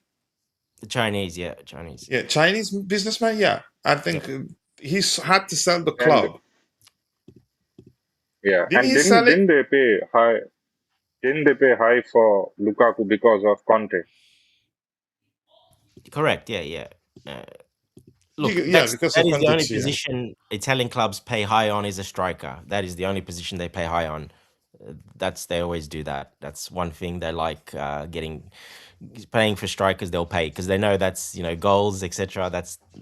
That matters a lot. So they do spend pretty well on strikers, but that's the only position basically. All right. I think we've covered pretty much everything. And if you're in the chat, if you have any questions, send it. Otherwise, we'll be rounding off in a few seconds. Inter paid high. We've talked about that. Says Chalobah and Dante, Cochilla and Dante, so to speak. The reason why Enzo Fernandez made Real Madrid mad is so that he can force a move to Real Madrid. It's a fact. I'm not sure I understand that. I'm a bit confused. Chalobah is useless. Get him gone. I wouldn't say that. He's been useful since he was recalled from Crystal Palace. Had we not done that, I think he did well. He did well even at the He's Club not. World Cup. He was good. No, Sorry? he's not useless. We have used him in a wrong way. He was never a starter. He is a very good bench player, and we have used him too much. He was never going to start, every game and give you 8 out of 10 or 7 out of 10 performance. We have used him in a bad way, but he's not a bad player. I think they're still a good player, and he is going to do really well in that Italian league. It's just that the Premier League has different levels. And it depends, you could say, on the average. Don't expect he's not the best ball playing defender. He's more of a traditional center back, and he gets the job done. I think I'm not saying that we cannot do better than Chalobah. Honestly, I think we can, but I don't think he's as bad as a lot of Chelsea fans make it to be. I don't know. He's a On the squad I think panel, player. sorry. He's a squad player. That's what Jay Yeah, described as yeah. a I mean, squad that's player. another way to say it. Yeah, Yeah. he can play fullback as well. yeah, exactly. And I think he does better when you play, let's say, three at the back, and he's deployed as the right center back. What So about bouncing balls, coach? I'm not talking to you, really. You're definitely going to the H negative place. Anything else you guys want us to talk about? There's nothing else. I think we've exhausted everything out there. Good. I mean, we can have a little chat on sausages if you want. No, No, I'm not You doing missed that. out. I know, but you missed out. You can't have it now. It's too late. You missed out. You weren't here. No, Sorry. man, no. I did not miss out on anything. You I can think have it that. was that thing I said. Where's Jay? He looks for you in the chat. I could not see you. Pause for who? Who are you? To pause for you. You who? The blue Tiffle game. Always nice to see you, my bro. But yeah, they say lateness is greatness, but I'm gonna change it to lateness. Let me just shut up. Double pause for what? No, we're done. We're done.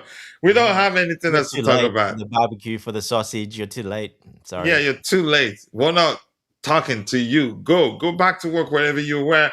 But with that, we've come to the natural end of this particular edition of the Blue Morning Show. I hope you had a lot of fun with us. It's still, we started in the morning and now it's 2 p.m. But thanks to Mabast A05, aka MB05 for joining. Thanks to who else was here? The Bluetooth game joined us. Much love to you, my bro. I miss speaking with you or having you in the chat, but I can understand bills don't pay themselves. You're busy. John, thank you for joining. Vic was here. Thank you, Vic. CST Gamer, thank you for joining. Yakon, thank you for the troubles. Who else was here? Esther Nemaya Fawole, thank you for joining. Alifo, thank you for joining. And my sister, Shay Wendy Williams. Trevoh was also here. And if I missed your name, apologies. I'm only human. See you guys next time. God bless us all and cheers.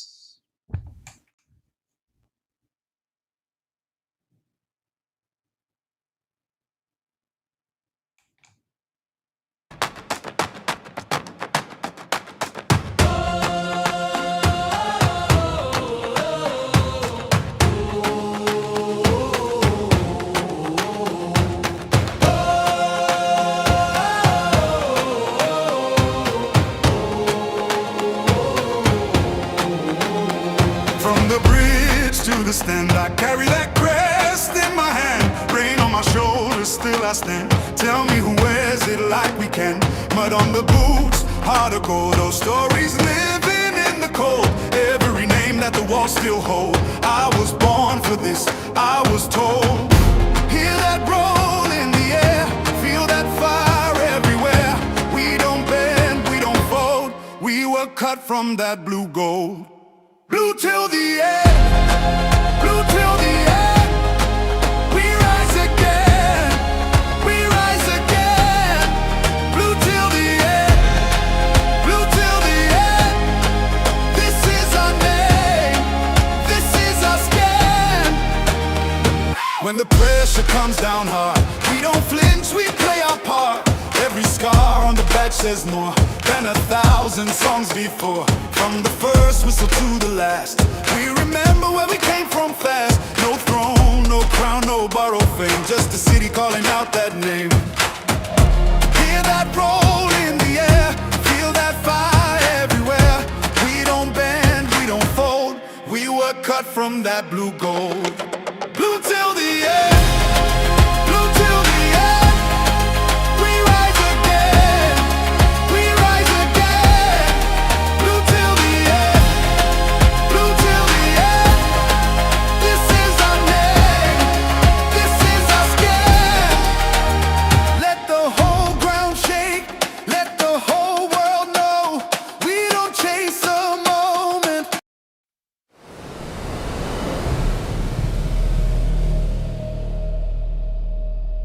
From the bridge to the stand, I carry that crest in my hand. Rain on my shoulders, still I stand. Tell me who wears it like we can. Mud on the boots, heart of gold. Old stories, living in the cold. Every name that the walls still hold. I was born for this, I was told. Hear that roll in the air, feel that fire everywhere. We don't bend, we don't fold. We were cut from that blue gold. Blue till the end, blue till the end. We rise again,